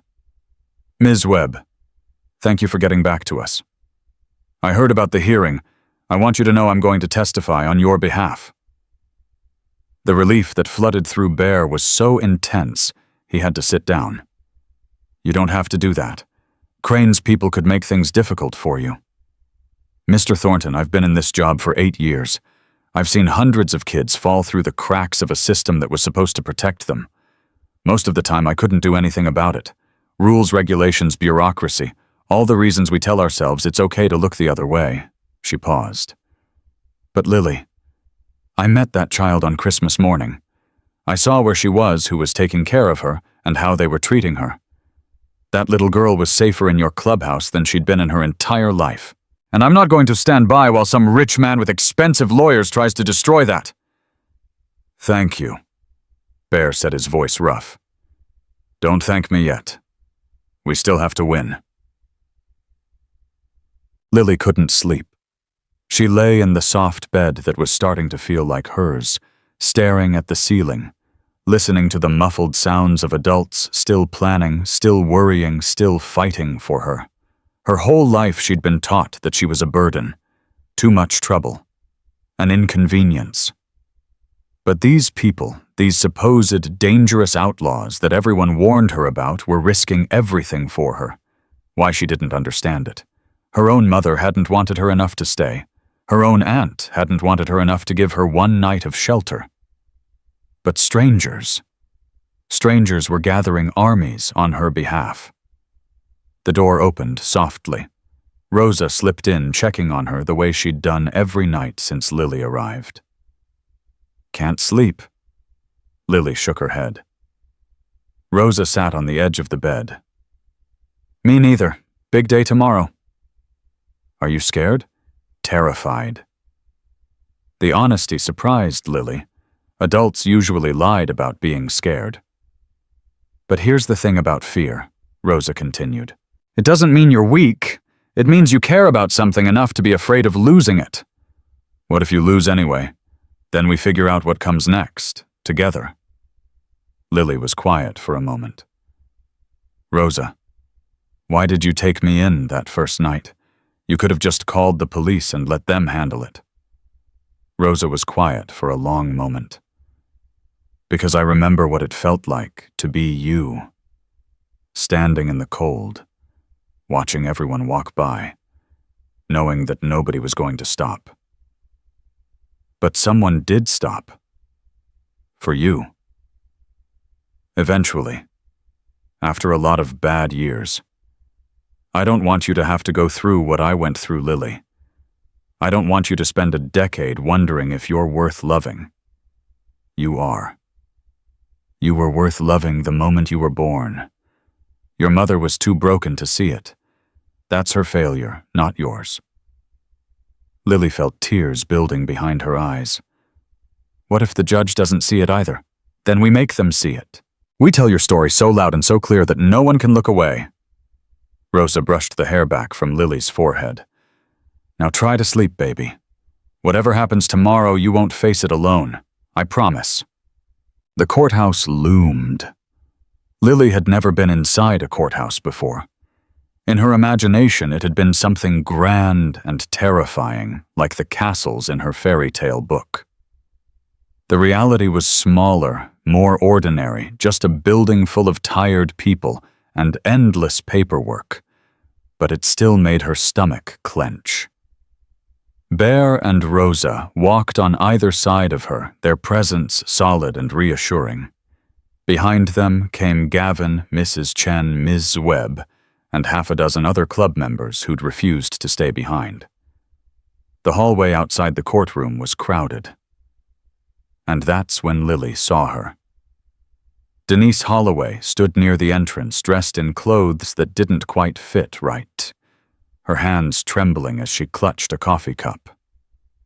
She looked different than she had on Christmas night, cleaner, more present, but her eyes still had that hollow look that Lily had learned to recognize. Victor Crane stood beside her, his hand on her elbow, his expression carefully neutral. He was everything Bear wasn't: polished, refined, controlled. The kind of man who probably never raised his voice because he didn't need to. Their eyes met Lily and her mother. Denise's face crumpled. Baby. Victor's grip tightened on her arm, a subtle warning. Not here, he murmured. Let the lawyers handle it. Denise's mouth snapped shut, but her eyes stayed locked on Lily, full of something that might have been regret. Lily looked away first. The courtroom was smaller than she expected. Judge Patricia Hayes sat behind the bench, a woman in her 60s with gray hair and sharp eyes that missed nothing. Lily had been told the judge was fair, but strict, the kind who didn't suffer fools or liars. That was supposed to be good for their side. But looking at Victor Crane's expensive lawyer, James Whitfield, Lily wasn't so sure. "This hearing will come to order," Judge Hayes announced. "We're here to address an emergency custody petition filed on behalf of Denise Holloway, claiming her minor daughter is being held in an unsafe environment. Mr. Whitfield, you may proceed." Whitfield stood buttoning his suit jacket with practiced ease. "Your Honor, the facts are simple. Lily Holloway is a 6-year-old child who has been removed from her mother's custody and is currently residing with members of the Iron Brotherhood motorcycle club. These individuals have extensive criminal histories, including assault, drug trafficking, and racketeering. Whatever their intentions, this is not a safe environment for a child." "Objection." Marcus Grant rose from their table. "Those allegations are decades old and have no bearing on my client's current fitness as caregivers." "Mr. Whitfield," Judge Hayes said, "do you have evidence of current criminal activity?" "Your Honor, the history speaks for itself. The question was about current activity. Do you have evidence or don't you?" Whitfield's jaw tightened. "We have concerns about the environment. Concerns aren't evidence. Move on." Lily felt a tiny spark of hope, but Whitfield wasn't done. "Your Honor, I'd like to call Denise Holloway to the stand." Denise walked to the witness box like someone approaching her own execution. Her hands shook as she took the oath. Her voice cracked when she stated her name for the record. "Ms. Holloway," Whitfield said gently, "can you tell the court about your relationship with your daughter? I love her." Denise's voice was barely audible. "I've always loved her." "And yet she's not in your custody. Can you explain why?" Denise's eyes darted to Victor, then away. "I've struggled. With substances. With depression. I wasn't always able to be there for her the way I should have been. But you want to be there for her now, more than anything." Whitfield nodded sympathetically. "And you believe the Iron Brotherhood is preventing that?" Denise stopped, swallowed. "They took her, without asking me." "Objection," Marcus said. "Ms. Holloway abandoned her daughter. She wasn't taken, she was saved." "Sustained," Judge Hayes said. "Mr. Whitfield, rephrase." Whitfield tried a different approach. "Ms. Holloway, do you believe your daughter is safe with these people?" Denise hesitated. It was a long hesitation. Too long. I don't know. They seem to care about her. But I've heard things about motorcycle clubs. Everyone's heard things. So you have concerns about her safety." Another hesitation. "Yes, I have concerns. No further questions." Marcus Grant stood for cross-examination. "Ms. Holloway, you said you've struggled with substances. Are you currently using—" Denise's face went red. That's not— It's a simple question. Are you currently using drugs or alcohol? I'm trying to get clean." "That's not what I asked. Are you currently using—" "Silence. Ms. Holloway." "I had a relapse," Denise whispered. "A few days ago. But I'm going to meetings. I'm trying." "A few days ago. So you were under the influence when you came to the clubhouse on Christmas night? I just wanted to see my daughter. Were you under the influence?" "Yes." The word hung in the air. Marcus pressed on. "Ms. Holloway, can you tell the court what happened on Christmas Eve? Where were you when your daughter was walking through a blizzard?" "I was in Denver." "With Mr. Crane?" "Yes." "And did you make any attempt to contact your daughter on Christmas Eve?" I called my sister. I asked her to watch Lily." "And did you tell your sister what time you'd be picking Lily up?" "I said noon." "But you didn't pick her up at noon, did you?" "No." "In fact, you didn't pick her up at all. You didn't call. You didn't check in. Your 6-year-old daughter waited for hours in the cold because her mother chose a man over her. That's not fair. Isn't it Ms. Holloway whose idea was it to leave Lily behind when you went to Denver?" Denise's eyes darted to Victor again. We discussed it together." "Who brought it up first?" "I don't remember." You don't remember who suggested abandoning your daughter 3 weeks before Christmas. Objection. Whitfield was on his feet. Counsel is badgering the witness. Withdrawn. Marcus turned to face the judge directly. Your Honor, the petitioner claims concern for Lily's safety, but the evidence shows that the greatest threat to Lily's safety has been her mother's repeated abandonment and substance abuse. The Iron Brotherhood didn't take Lily. They saved her from freezing to death on a night when her own family turned their backs. Judge Hayes made a note. Proceed with your next witness. Mrs. Chen took the stand next. She was calm professional, armed with 2 years of documentation that painted a damning picture of Lily's home life. I first noticed signs of neglect in September of Lily's kindergarten year, she testified. She came to school hungry, wearing dirty clothes with bruises she couldn't explain. I filed a report with CPS. Nothing happened. What do you mean nothing happened? The case was investigated and closed within 2 weeks. I was told the home was deemed safe. But you disagreed. Strongly. The signs continued. Got worse, actually. By first grade, Lily was coming to school with more bruises, missing more days, showing signs of anxiety and depression that are frankly unusual in a child that young. Did you file additional reports? 3 more, all closed without action. And in your professional opinion, is Lily safe with the Iron Brotherhood? Mrs. Chen turned to look at Lily, sitting in the gallery between Bear and Rosa. I visited the clubhouse yesterday. I saw Lily's room. I saw how she interacted with the adults there. I've been teaching for 7 years, and I know what a child in a dangerous environment looks like. Lily is not in a dangerous environment. She's in the first safe place she's ever known. Thank you. No further questions. Whitfield stood for cross-examination, but Judge Hayes waved him off. I've heard enough about the historical failures of CPS. Call your next witness. Carolyn Webb's testimony was brief but devastating. I conducted an assessment on Christmas morning, she said. What I found was a child who had been abandoned by her mother, rejected by her aunt, and taken in by strangers who had no obligation to help her.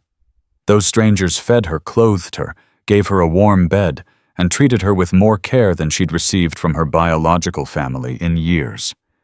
And your professional recommendation? That Lily remain in the current placement while we pursue formal foster certification for Mr. and Mrs. Thornton. Despite their criminal histories. Your Honor, I've placed children with far worse. What matters isn't what someone did 20 years ago, it's who they are now. And right now the Thorntons are exactly what Lily needs, Utsa. Then came the moment everyone had been waiting for. Your Honor, Marcus said, we'd like to call Lily Holloway to the stand. The courtroom went quiet. Bear leaned down to Lily. You don't have to do this if you're not ready. Lily stood up. I'm ready. She walked to the witness box on legs that trembled, but didn't buckle. She took the oath in a voice that was small, but clear. Judge Hayes leaned forward. Lily, do you understand why you're here today? Yes, ma'am. People are deciding where I'm going to live. That's right. I'm going to ask you some questions, and I want you to answer honestly. Can you do that? Yes, ma'am. Good girl. Now can you tell me about Christmas Eve? What happened that night? Lily took a deep breath. My mama was supposed to pick me up at noon. She didn't come. I waited at Aunt Brenda's house until almost 6 o'clock. Then Aunt Brenda said I wasn't her problem, and I should go to the homeless shelter on 5th Street. She closed the door and I walked into the snow. How did you feel? Scared. Cold. I didn't know where 5th Street was. My shoes got wet and I couldn't feel my toes anymore. And then what happened? I saw the motorcycles. Everyone told me bikers were dangerous, that I should run away from them. But I was so cold I couldn't run anymore. And then the big man stopped. Papa Bear. He asked if I was okay. Papa Bear. That's what I call him now. His real name is Marcus, but he's like the Papa Bear in the story. He protects his family. Judge Hayes's expression softened almost imperceptibly. Lily, do you feel safe with Mr. and Mrs. Thornton? Safer than I've ever felt anywhere. And what about your mother? Do you want to live with her? Lily's eyes found Denise in the gallery. Her mother was crying silently, mascara running down her cheeks. I love my mama, but she keeps leaving. Every time she promises to stay, she leaves again. And it hurts. It hurts worse every time. So you don't want to go back to her? I want my mama to get better. I want her to stop being sick, but I don't want to wait for her to love me more than she loves being sad. I've been waiting my whole life. I'm tired of waiting. The courtroom was absolutely silent. Is there anything else you want to say, Lily? Lily looked at the judge with eyes that held far more wisdom than any 6-year-old should possess. Everyone kept telling me that bikers were bad people, that I should be scared of them. But the bikers are the only ones who stopped, the only ones who asked if I was okay, the only ones who didn't walk away. Her voice strengthened. I don't care what people think they are. I care what they did. And what they did was save me. Judge Hayes was quiet for a long moment. Then she nodded. Thank you, Lily. You may step down. The judge's ruling came after a 30-minute recess. Lily sat between Bear and Rosa, their hands wrapped around hers as Judge Hayes returned to the bench. I've heard compelling testimony from both sides, she began. But ultimately this case comes down to one question. What is in the best interest of this child? She looked directly at Lily. I've been on this bench for 23 years. I've seen parents who claimed to love their children but couldn't stop hurting them. I've seen foster families who looked perfect on paper but failed when it mattered. And I've learned that families isn't defined by blood or legality, it's defined by action. Her gaze shifted to Bear and Rosa. Mr. and Mrs. Thornton, you have checkered pasts. You belong to an organization that many in this community view with suspicion. By conventional standards, you should not be caring for this child. Lily's grip tightened. But conventional standards failed Lily Holloway. The system failed her. Her biological family failed her. The only people who didn't fail her were the ones who had every reason to look the other way and chose not to. Judge Hayes took a breath. The emergency custody petition is denied. Lily will remain in the care of Marcus and Rosa Thornton pending completion of formal foster certification. Ms. Webb will conduct weekly welfare checks for the next 3 months. Ms. Holloway will be granted supervised visitation once she can demonstrate 60 days of continuous sobriety. The gavel came down.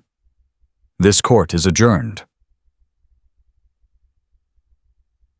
Lily didn't remember moving. One moment she was sitting in the gallery, and the next she was in Bear's arms, sobbing into his leather vest, while Rosa wrapped around them both. We did it, Rosa whispered. We actually did it. Around them, the club members were celebrating handshakes and back slaps, and a few tears that no one would ever admit to later. Mrs. Chen found Lily in the crowd and hugged her tight. I'm so proud of you, she said. What you set up there that took more courage than most adults have in a lifetime. I just told the truth. That's exactly what made it brave. Ms. Webb approached more formally, but her eyes were warm. I'll see you next week for the first check-in, but between us, I'm not worried. Even Sheriff Whitmore, watching from the back of the courtroom, gave Bear a small nod before slipping out. But amidst all the celebration, Lily noticed one thing. Her mother standing alone by the exit, watching her daughter celebrate with strangers. Their eyes met, Denise raised a hand, not a wave, just a small acknowledgement. Then she turned and walked out. Victor Crane followed his expression, thunderous, already pulling out his phone to call someone. This wasn't over. Lily knew that. But for this moment, this one perfect moment, she let herself believe that everything was going to be okay. She had a family now, a real one, and they had chosen her. Victor Crane didn't accept defeat. 3 weeks after the court ruling, Bear got a call from Marcus Grant that made his blood run cold. He's appealing, filed yesterday, claims the judge showed bias toward your organization. Bear gripped the phone. He can't do that. The ruling was clear.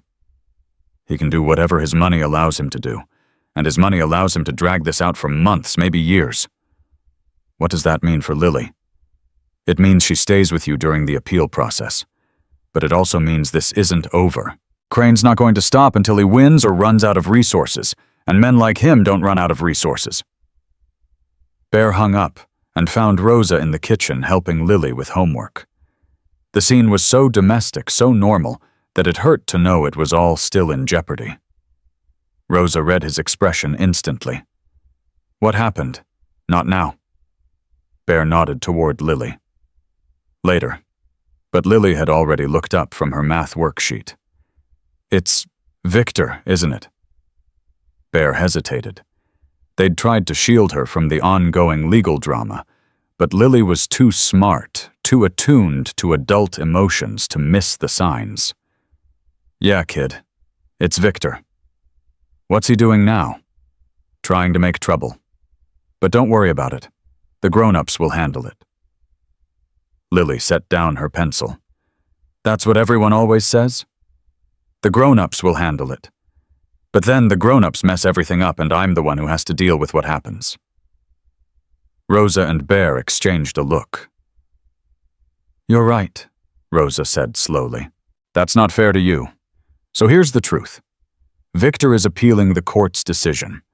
It means there might be more hearings, more lawyers, more people asking questions. But it doesn't change anything about where you live or who takes care of you. Not unless a judge says otherwise. And what if a judge says otherwise? Then we fight again. As many times as it takes.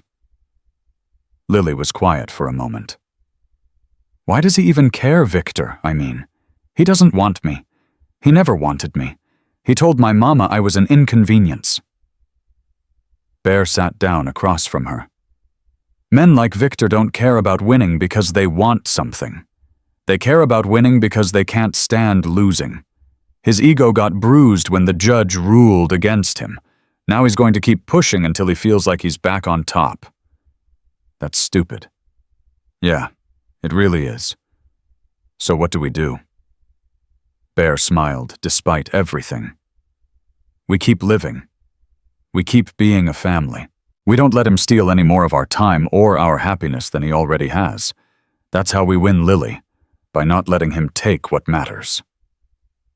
The weeks that followed were a strange mix of normalcy and tension. Lily started back at school in January, returning to Mrs. Chen's class with new clothes, a full stomach, and something she'd never had before, confidence. The other kids noticed. You look different, Sarah Martinez said on Lily's first day back. Sarah was one of the popular girls, the kind who'd never given Lily a second glance before. Different how? I don't know. Happier, I guess. My mom said you're living with bikers now. Is that true? Lily thought about Papa Bear teaching her to play chess, Rosa braiding her hair before school, Mama June's hot chocolate on cold mornings. Yeah, it's true. Aren't you scared my dad says bikers are dangerous? Your dad is wrong. Sarah blinked clearly, not expecting the pushback. They're my family, Lily continued. They saved my life. So maybe your dad should meet them before he decides they're dangerous. She walked away before Sarah could respond, her heart pounding, but her head held high. Mrs. Chen found her at lunch, sitting alone with her book of fairy tales. I heard you had quite the conversation with Sarah this morning. Lily shrugged. She said bikers were dangerous. I told her she was wrong. How did that feel? Scary, but also good. Like I was finally saying something I'd been holding in for a long time. Mrs. Chen sat beside her. You know, Lily, one of the hardest things about growing up is learning when to speak and when to stay quiet. Some people never figure it out. But you're already learning that your voice matters, that your truth matters. Don't ever forget that. Even when people don't want to hear it. Especially then. The first supervised visit with Denise happened on a Saturday in February. Lily had been dreading it for days. She loved her mother. That was the complicated, painful truth that nobody seemed to understand. She loved the woman who braided her hair when she was 3, who sang her lullabies when the nightmares came, who had moments of pure, beautiful presence before the sickness took over again. But she also feared her. Feared the broken promises, the empty eyes, the disappearances that came without warning. The visit was held at a community center supervised by Ms. Webb. Rosa drove Lily there, but couldn't come inside. I'll be right out here, Rosa said, squeezing Lily's hand. The whole time. If you need me, you tell Ms. Webb and I'll come in. What if Mama cries?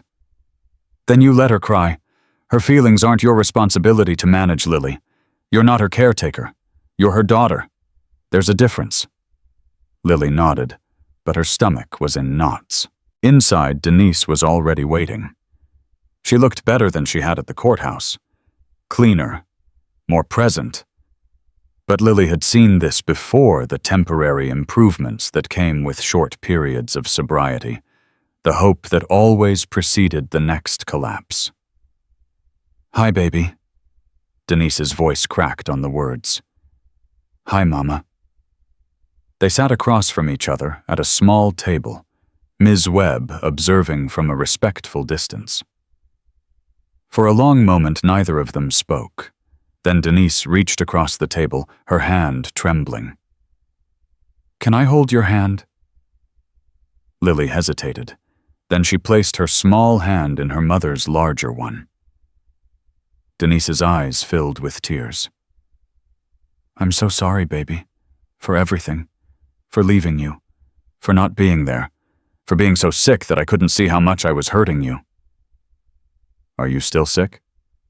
I'm working on it. I go to meetings every day. I have a sponsor. I'm trying to get better. You've said that before.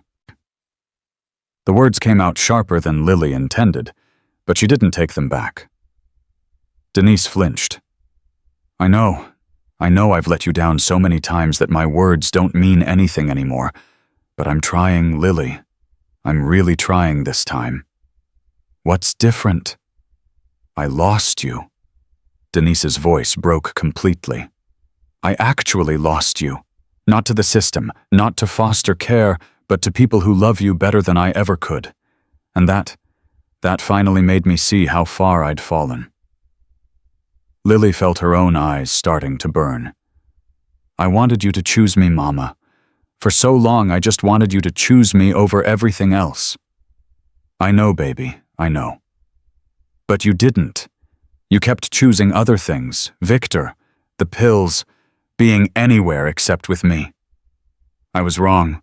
I was so wrong. Then why did you do it? Denise was quiet for a long moment. Because I was scared, she finally said. Scared of being a bad mother. Scared of turning into my own mother. Scared that you'd grow up and realize I was never good enough for you. So I ran. Every time things got hard, I ran. Because running felt safer than staying and failing. But running hurt me more than failing would have. I know that now. I didn't know it then. I'm so sorry, Lily. I'm so sorry. They sat in silence, hands still clasped, tears running down both their faces. I can't come back to you, Lily said quietly. Not yet, maybe not ever. I'm safe now for the first time in my life. I have people who show up, people who don't leave when things get hard. I understand. But I don't want to hate you, Mama. I don't want to grow up being angry at you forever. What do you want? Lily thought about it. I want you to prove it. Not with words, with time. Keep going to meetings. Keep getting better. Show me that you can be someone I can trust, even if it takes years. And maybe someday. She couldn't finish the sentence. Denise squeezed her hand. I'll prove it. However long it takes, I'll prove it to you. The appeal hearing was scheduled for April. As the date approached, the tension in the clubhouse grew thicker by the day. Bear was on the phone constantly with lawyers, strategizing, preparing. Rosa threw herself into foster certification paperwork, determined to have everything in order before the hearing. But it was Lily who surprised everyone. She'd been quiet since the visit with her mother, processing emotions that she couldn't quite name. Then one night she knocked on Bear's office door. Papa Bear, can I talk to you? Bear looked up from his paperwork. Always kid. What's on your mind? Lily climbed into the chair across from his desk, the same chair where club members sat when they had serious business to discuss. I've been thinking about the appeal. What about it? Victor's going to say bad things about you, about the club. He's going to try to make you look like monsters. Probably. That's what lawyers do. But you're not monsters. You're the opposite of monsters. Bear smiled despite himself. I appreciate that. So I was thinking, Lily hesitated. What if people could see who you really are? Not what Victor's lawyers say, but who you actually are. How would we do that? The Christmas thing. What you did for me? What if you did that for other kids too? Bear leaned back, studying her. What do you mean? Mrs. Chen says there are lots of kids like me. Kids whose families can't take care of them, especially around the holidays. What if the club did something like officially, so that no kid has to walk through a blizzard alone on Christmas Eve? Bear was quiet for a long moment. It was a good idea. A really good idea. The kind of thing that could change how people saw the Iron Brotherhood not as outlaws and criminals, but as people who showed up when it mattered. You know what, kid? That's the smartest thing anyone said to me in months. The No Child Alone initiative launched the following week. Bear brought it to the full club at their monthly meeting, and the response was overwhelming. Within days, they had a plan partner with local schools and social services to identify children at risk of spending holidays alone, then mobilize the club to ensure every kid had somewhere warm to go. Mrs. Chen became their first official partner, providing contacts at the school district. Ms. Webb connected them with CPS networks. Even Sheriff Whitmore, in a move that shocked everyone, offered to help coordinate with law enforcement. This doesn't mean I trust you, he told Bear at their first meeting. But if you're serious about helping kids, I'm not going to stand in the way. Fair enough? The media caught wind of the story almost immediately. A local news station ran a segment about the program featuring interviews with Bear Rosa and with permission from her guardians, Lily herself. They saved my life, Lily said on camera, her small voice steady and clear. Everyone told me to be afraid of them, but they're the only ones who stopped when I was freezing, the only ones who didn't look away. The segment went viral. Within days, the Iron Brotherhood was receiving calls from chapters across the country asking how to start similar programs. Donations poured in. Volunteers signed up. And Victor Crane's appeal suddenly looked a lot less compelling. The morning of the appeal hearing, Lily woke up to find something waiting on her nightstand. A letter from her mother. She recognized the handwriting immediately, the loopy cursive that Denise had taught her to copy when she was 4. My sweet Lily. By the time you read this, I'll be on my way to a treatment facility in Oregon. A real one this time, 90 days. No visitors, no phones, no running away. I know I promised to be at the hearing today. I know I said I'd be there to support you. But my sponsor helped me understand something showing up when I'm not ready isn't support. It's just another way of making things about me. What you need today isn't your sick mother causing a scene. What you need is to know that you're loved, and that someone is finally doing the work to deserve you. That's what I'm going to do. For 90 days, I'm going to face all the things I've been running from. The trauma, the pain, the reasons I kept choosing wrong. And when I come out, I'm going to be different. Not perfect, I'll never be perfect, but better. Good enough to earn back even a small piece of your trust. I love you, baby girl. I always have. I was just too broken to show it properly. Wait for me. I'm coming back. For real this time. Love, Mama.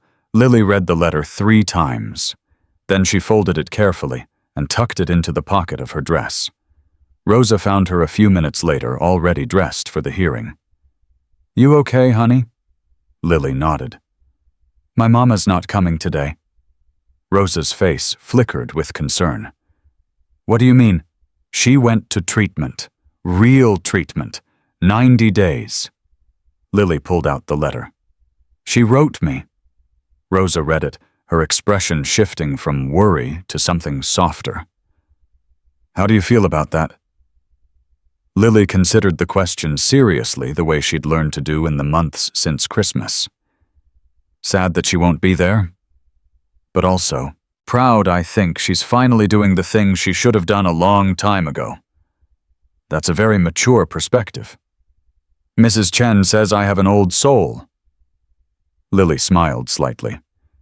I think she means I've seen too much stuff for a kid. Maybe, but I think it also means you understand things that take most people decades to figure out. Like what? Like the fact that sometimes love means letting go, and sometimes it means holding on, and the wisdom is knowing the difference. The appeal hearing was different from the first one.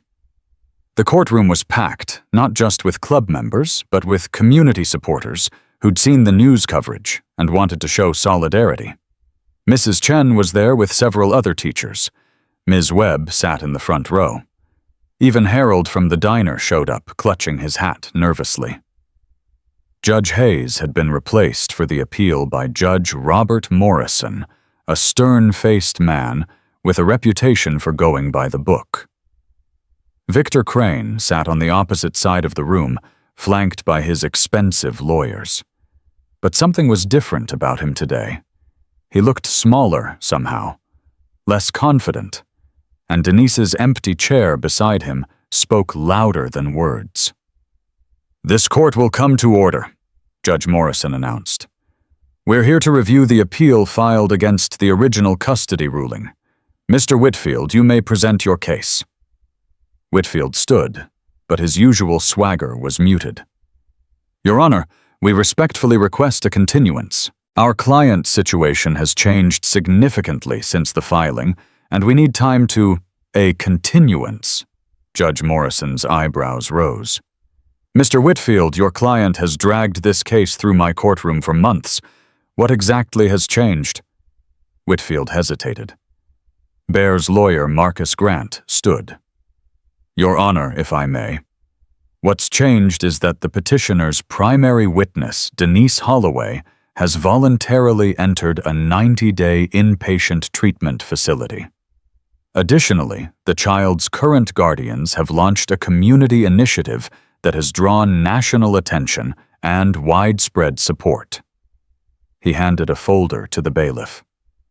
This contains letters of support from over 300 community members, including teachers, social workers, law enforcement officers, and local business owners.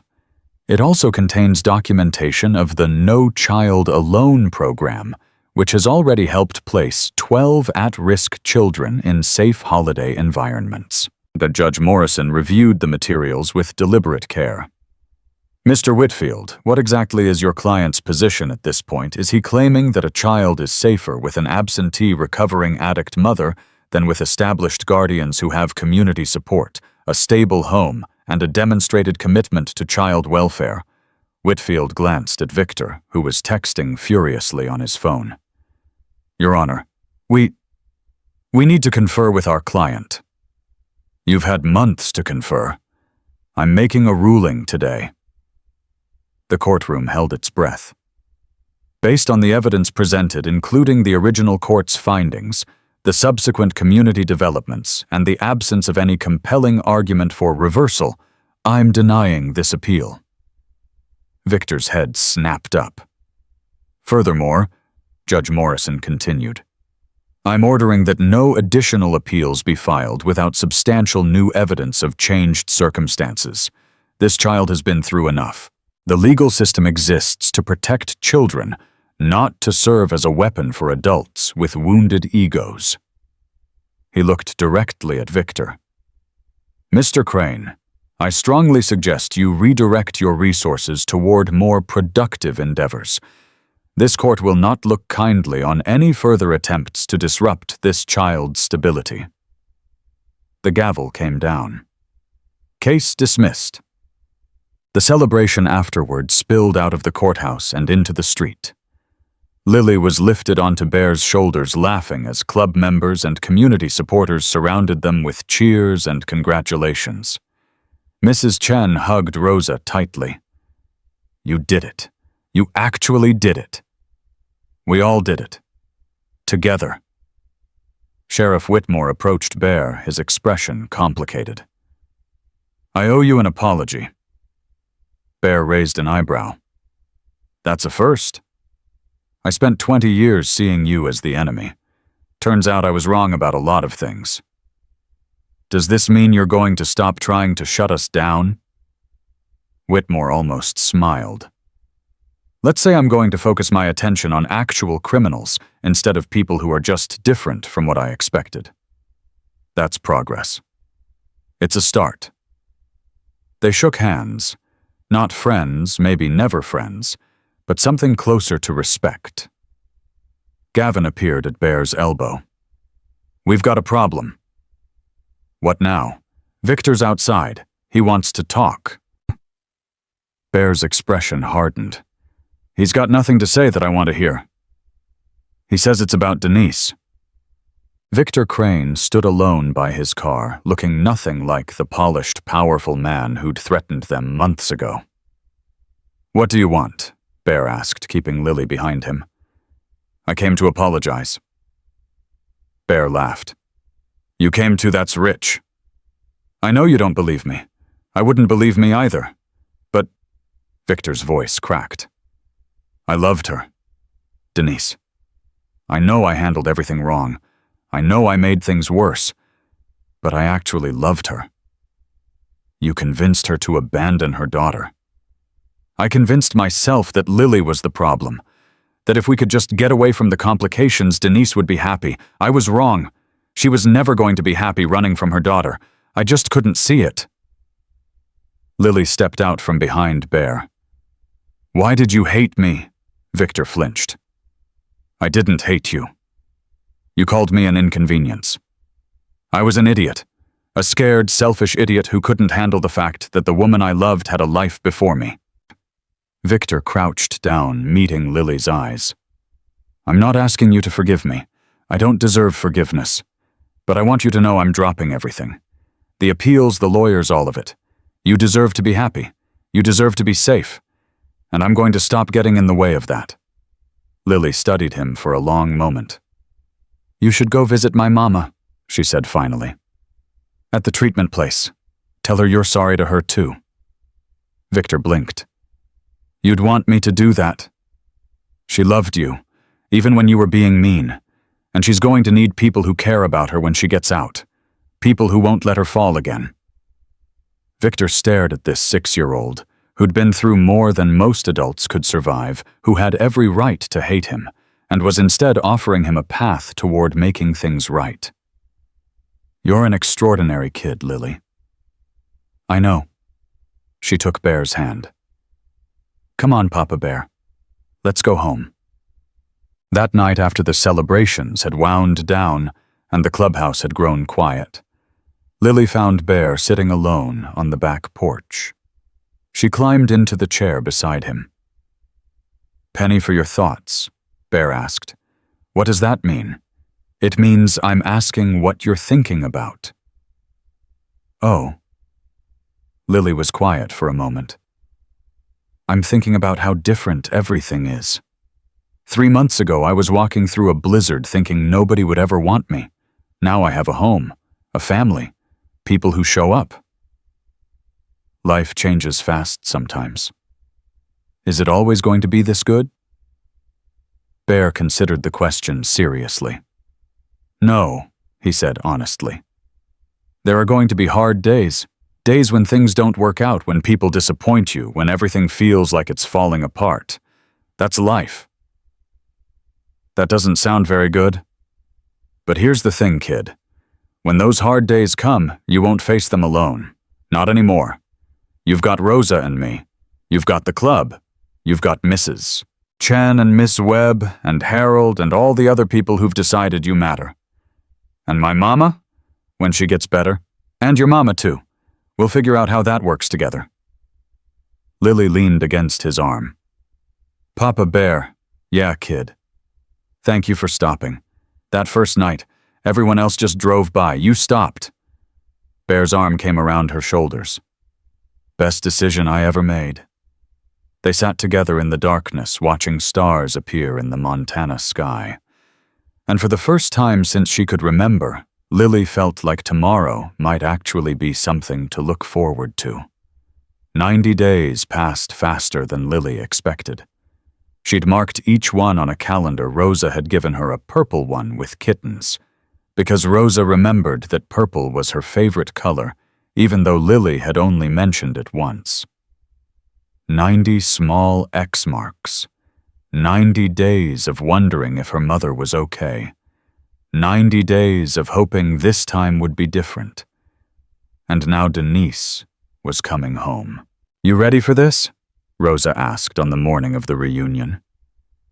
Lily stood in front of the mirror, adjusting the dress Rosa had bought her for the occasion.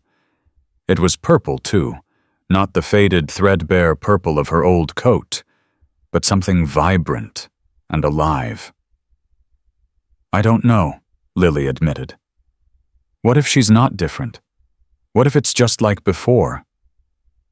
Rosa knelt beside her. Then we deal with it together. But Lily, I talked to her counselor yesterday. Your mama has worked really hard these past 3 months.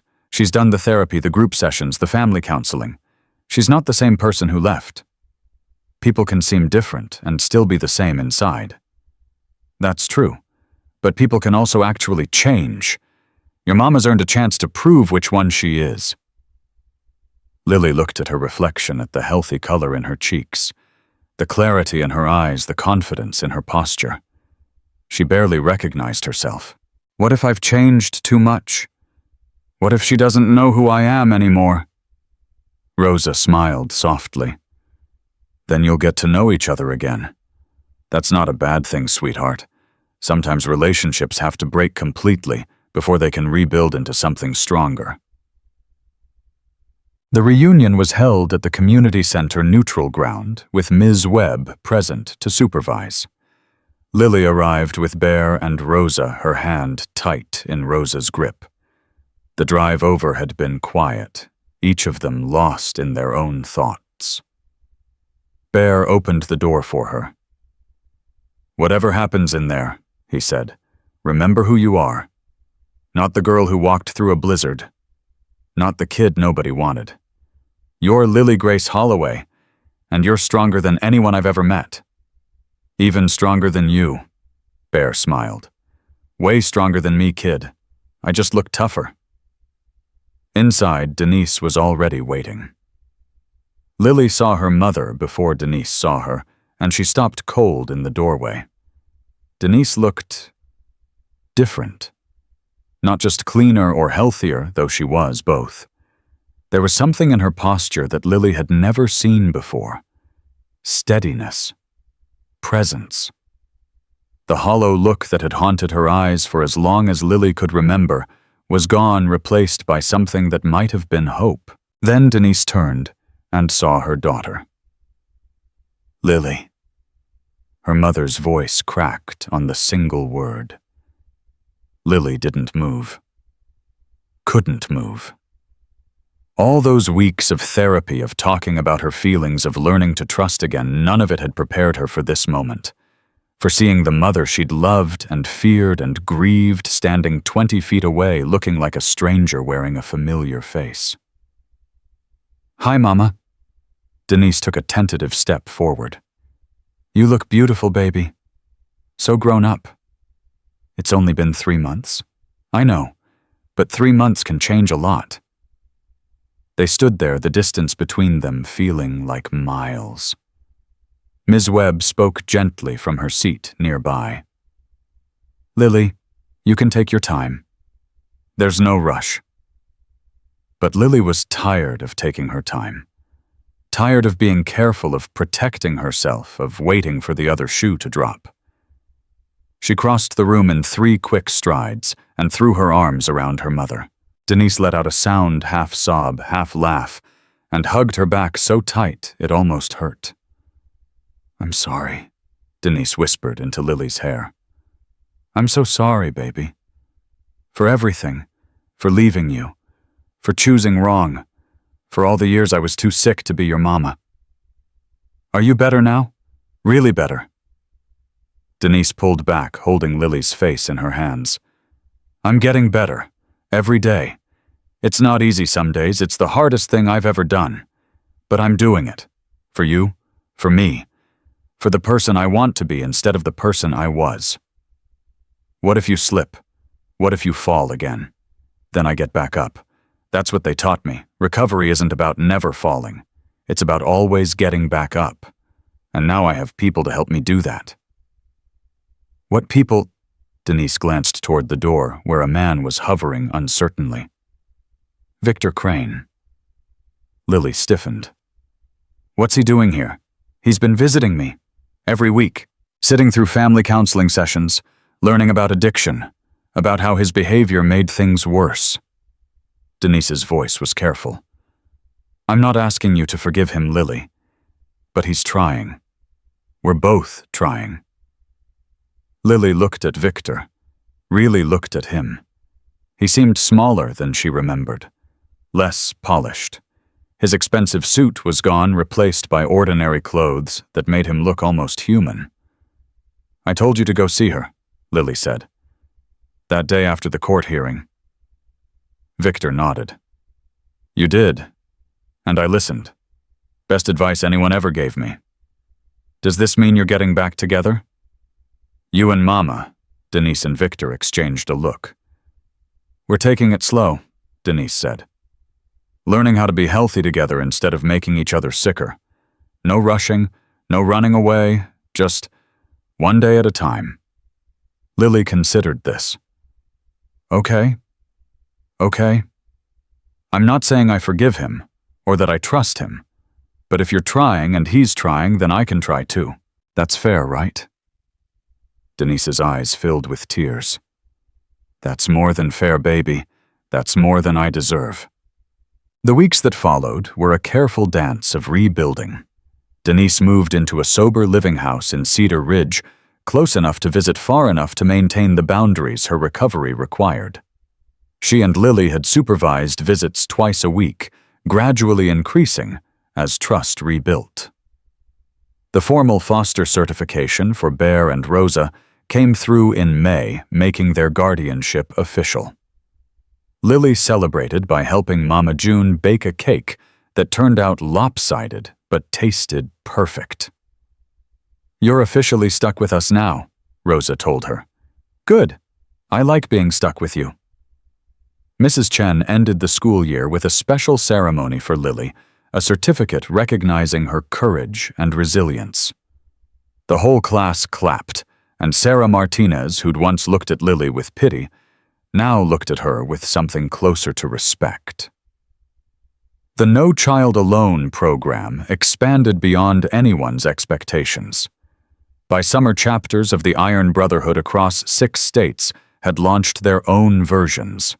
Bear gave interviews, Rosa coordinated volunteers, and Lily became the face of a movement she'd accidentally started.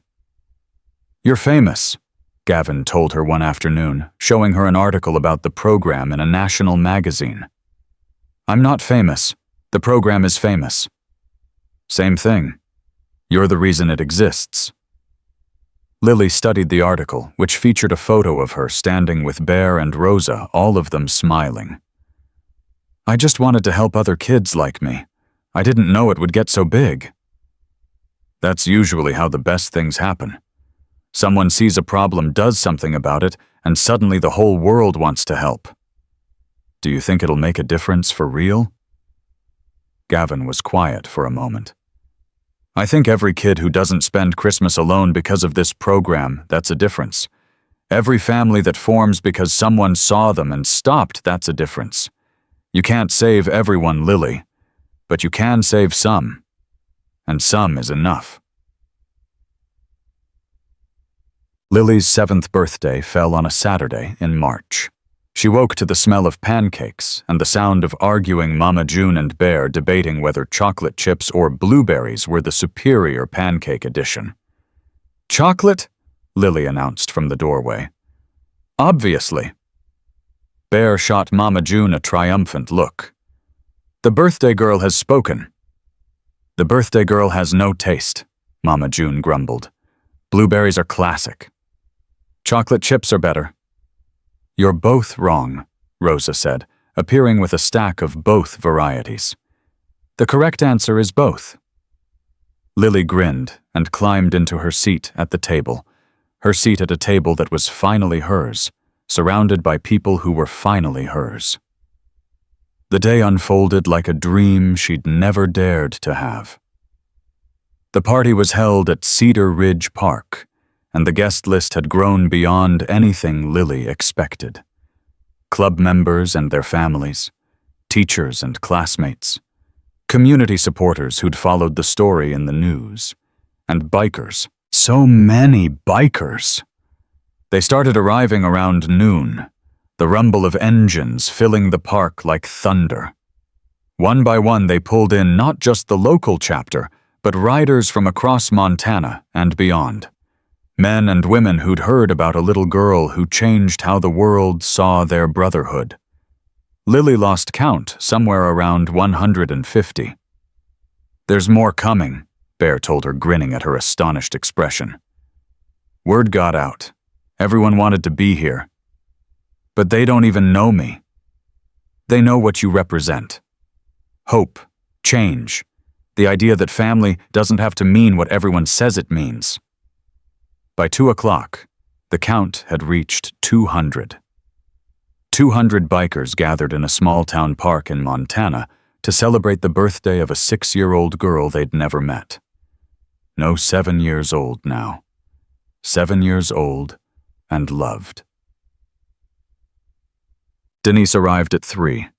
She walked into the park slowly, visibly nervous, clutching a wrapped present against her chest. Victor was with her, hanging back, giving her space to navigate this moment. Lily spotted her mother across the crowd and felt her heart clench. Go on, Rosa said gently. She needs to see that you want her here. Lily crossed the park, weaving through bikers who parted for her like water around a stone. Hi, Mama. Denise's smile was tremulous. Hi, baby. Happy birthday. You came? I wouldn't miss it for anything. Lily took her mother's hand.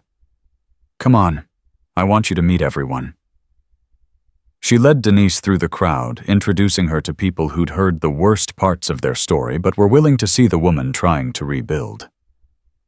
Bear shook Denise's hand without hesitation. Good to see you, he said, and Lily could tell he meant it. Thank you for everything you've done for her.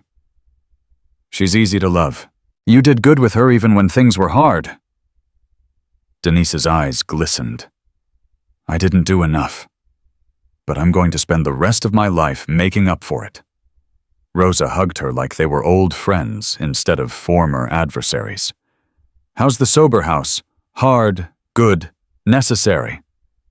Denise took a breath. I have a sponsor now. She's been in recovery for 15 years. She says the first year is the hardest, but if you can make it through, you can make it through anything. You're going to make it, Rosa said. I can see it in you. How? Because you're here. Because you didn't run when things got complicated. Because you're letting your daughter lead you around a party full of people who could easily judge you, and you're doing it anyway. That takes strength, Denise. Real strength. The cake was chocolate 3 layers decorated with purple frosting and topped with 7 candles that Lily had to take 3 breaths to blow out. "What did you wish for?" Gavin asked. "You're not supposed to tell. It won't come true." "Who made that rule? Everyone. Everyone's wrong. What did you wish for?" Lily looked around the park. At Bear and Rosa standing arm in arm. At her mother laughing at something Mrs. Chen said. At Mama June holding court with a group of bikers who were listening to her stories with rapt attention. At Sheriff Whitmore, who'd shown up with a card from the department and stayed to eat 3 pieces of cake. "I wished for exactly this," she said. "For everyone I love to be in the same place at the same time, being happy together." Gavin smiled. "Then I'd say your wish already came true." Bear found her alone by the river as the afternoon wore on. Lily was sitting on a rock, watching the water flow over stones worn smooth by time. She looked older than her 7 years, not tired exactly, but thoughtful. "Big day," Bear said, settling beside her. "The biggest." "How you holding up?" "Good. Overwhelmed. Happy." She was quiet for a moment. "A year ago, I didn't have anyone. Now I have so many people that I don't know all their names." "That's a good problem to have."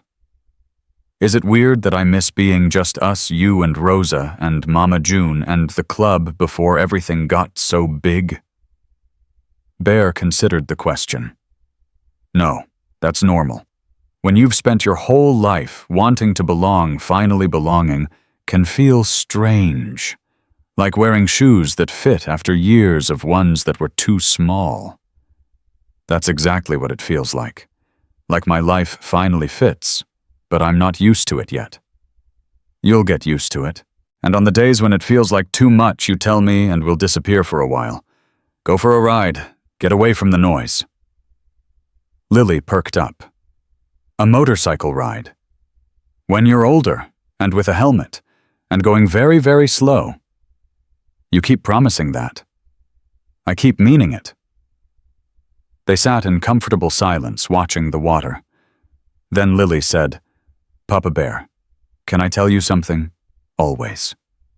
I used to think that being loved meant being perfect, that I had to be good enough, quiet enough, invisible enough for someone to want me. And when no one did, I thought it was my fault, that I was broken somehow." Bear's chest tightened. "But now I know that's not true. Being loved doesn't mean being perfect. It means being seen, really seen by people who decide you matter anyway. You taught me that." "I'm glad," Bear managed, his voice rough. "And now I want to teach other kids the same thing. Kids like I used to be. Kids who think they're too broken to love." And Lily looked up at him, with eyes that held the weight of everything she'd survived. "That's what I want to do when I grow up. Help kids find their families. Real families. Like you found me." Bear pulled her into a hug, not trusting himself to speak. This girl, this tiny, fierce, miraculous girl who'd walked into a blizzard and emerged transformed, had taught him more about courage and hope and love than 50 years of living ever had. "You're going to change the world, kid." "I already started." She wasn't bragging. She was stating a fact. And she was absolutely right. The day wound down slowly the way good days should. Bikers departed in waves, each group roaring out of the park with waves and honks that echoed off the mountains. Community members gathered their children and their lawn chairs. The food was packed away, the decorations taken down. By sunset, only the core group remained. Bear and Rosa Denise, and Victor Mama June Gavin, Mrs. Chen Ms. Webb, and a handful of others who'd become family over the past year. They gathered around a fire pit someone had set up, passing around hot chocolate and watching the sky turn orange and pink and purple. "Hell of a year," Gavin said. "Language," Rosa chided, nodding at Lily. "Heck of a year," Gavin corrected. "Better." Lily leaned against her mother on one side, Rosa on the other. For the first time in her life, she didn't feel pulled between them. They existed together, two pieces of a puzzle that had finally found their place. "Thank you," Denise said quietly. "All of you, for taking care of her when I couldn't, for not giving up on either of us." "That's what family does," Rosa said. "We weren't family then." "Yes, we were. We just didn't know it yet." The fire crackled. Mrs. Chen raised her cup. "To family, however it forms." "To family," everyone echoed. Lily looked around the circle at these people, these unexpected, imperfect, extraordinary people who had decided she was worth stopping for. A year ago, she'd been invisible. Now she was seen. A year ago, she'd been alone. Now she was surrounded. A year ago, she'd walked through a blizzard believing that nobody would ever choose her. Now she knew the truth. Later that night, safe in her room at the clubhouse, Lily opened the present her mother had given her. Inside was a book handmade with a purple cover and pages filled with Denise's careful handwriting. Our Story. The cover read, "By Denise and Lily Holloway." Lily opened it with trembling hands. The first pages were filled with old photos, baby pictures toddler Lily at the beach kindergarten graduation. Moments Denise had preserved even when she couldn't preserve herself. But after the photos came something different. Pages and pages of letters. Day 1. "I'm scared, Lily. More scared than I've ever been. But I'm doing this for you." Day 15. "Today they talked about the people our addiction hurts. I couldn't stop crying. All I could think about was your face when I'd disappear, the way you'd learned not to expect me to keep my promises." Day 30. "I'm starting to understand why I ran. It wasn't because of you. It was never because of you. It was because I didn't believe I deserved you." Day 60. "Victor came today. We talked for hours. He's different now. Or maybe I'm different and I can finally see him clearly." Day 89. "Tomorrow, I come home. I'm terrified, but for the first time, I'm more excited than scared. I can't wait to see who you've become, baby. I can't wait to show you who I'm becoming." Lily read every page. By the end, she was crying, not sad tears, but the kind that came from feeling too much at once. Joy and grief and hope and healing all tangled together. At the very end of the book, on the last page, Denise had written, "This is our story so far. But stories don't end, they just keep going. And from now on, we're going to write ours together, one day at a time, one page at a time, for the rest of our lives. I love you, Lily Grace. Always. Mom." Lily closed the book and held it against her chest. Then she got out of bed, walked down the hall, and knocked on Bear and Rosa's door. Rosa opened it, concern crossing her face when she saw Lily's tears. "Honey, what's wrong?" "Nothing's wrong." Lily held up the book. "My mama gave me this. It's our story. Everything she felt during treatment. Everything she wanted to tell me." Rosa's expression softened. "That's beautiful. I want to add to it. Our part, you and Papa Bear and the club. The whole story. Everything that happened. So that someday when I'm older I can remember how I got here. How I found my family." Bear appeared behind Rosa. "You want to write our story." "Our story," Lily corrected. All of us. Because that's what it is. Not my story, not Mama's story, not your story. Ours. Rosa and Bear looked at each other. Then Rosa smiled. I think that's the best idea anyone's had all year. Christmas Eve came again. 1 year since Lily had walked through a blizzard. 1 year since Bear had stopped his motorcycle and changed both their lives. The No Child Alone ride had become an official event, now not just in Cedar Ridge, but in dozens of cities across the country. Hundreds of bikers, thousands of volunteers, and countless children who would spend the holiday with people who'd chosen to care. Lily stood outside Mabel's diner, watching the sky turn purple and pink as the sun set. She wasn't cold this time. Her coat was warm, her boots were waterproof, and her family was waiting inside. But she'd wanted to come back here. To stand in this exact spot. To remember. Bear found her a few minutes later. You okay, kid? Yeah, just thinking. About last year. About how different everything is. A year ago, I was standing right here watching families through the window, thinking that's something I'd never have.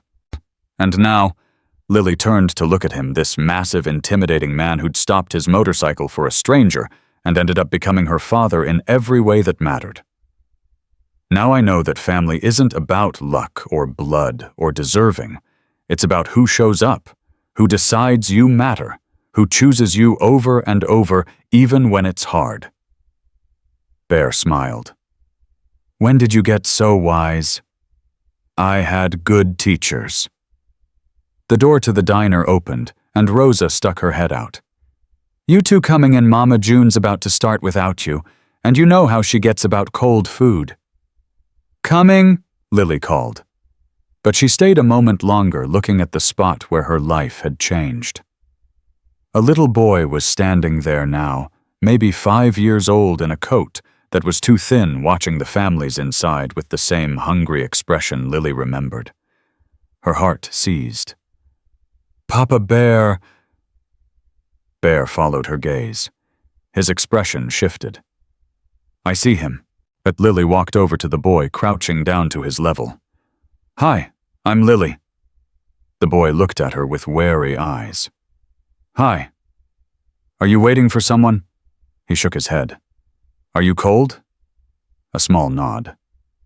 Lily straightened up and reached for Bear's hand. Papa Bear, I think someone needs us.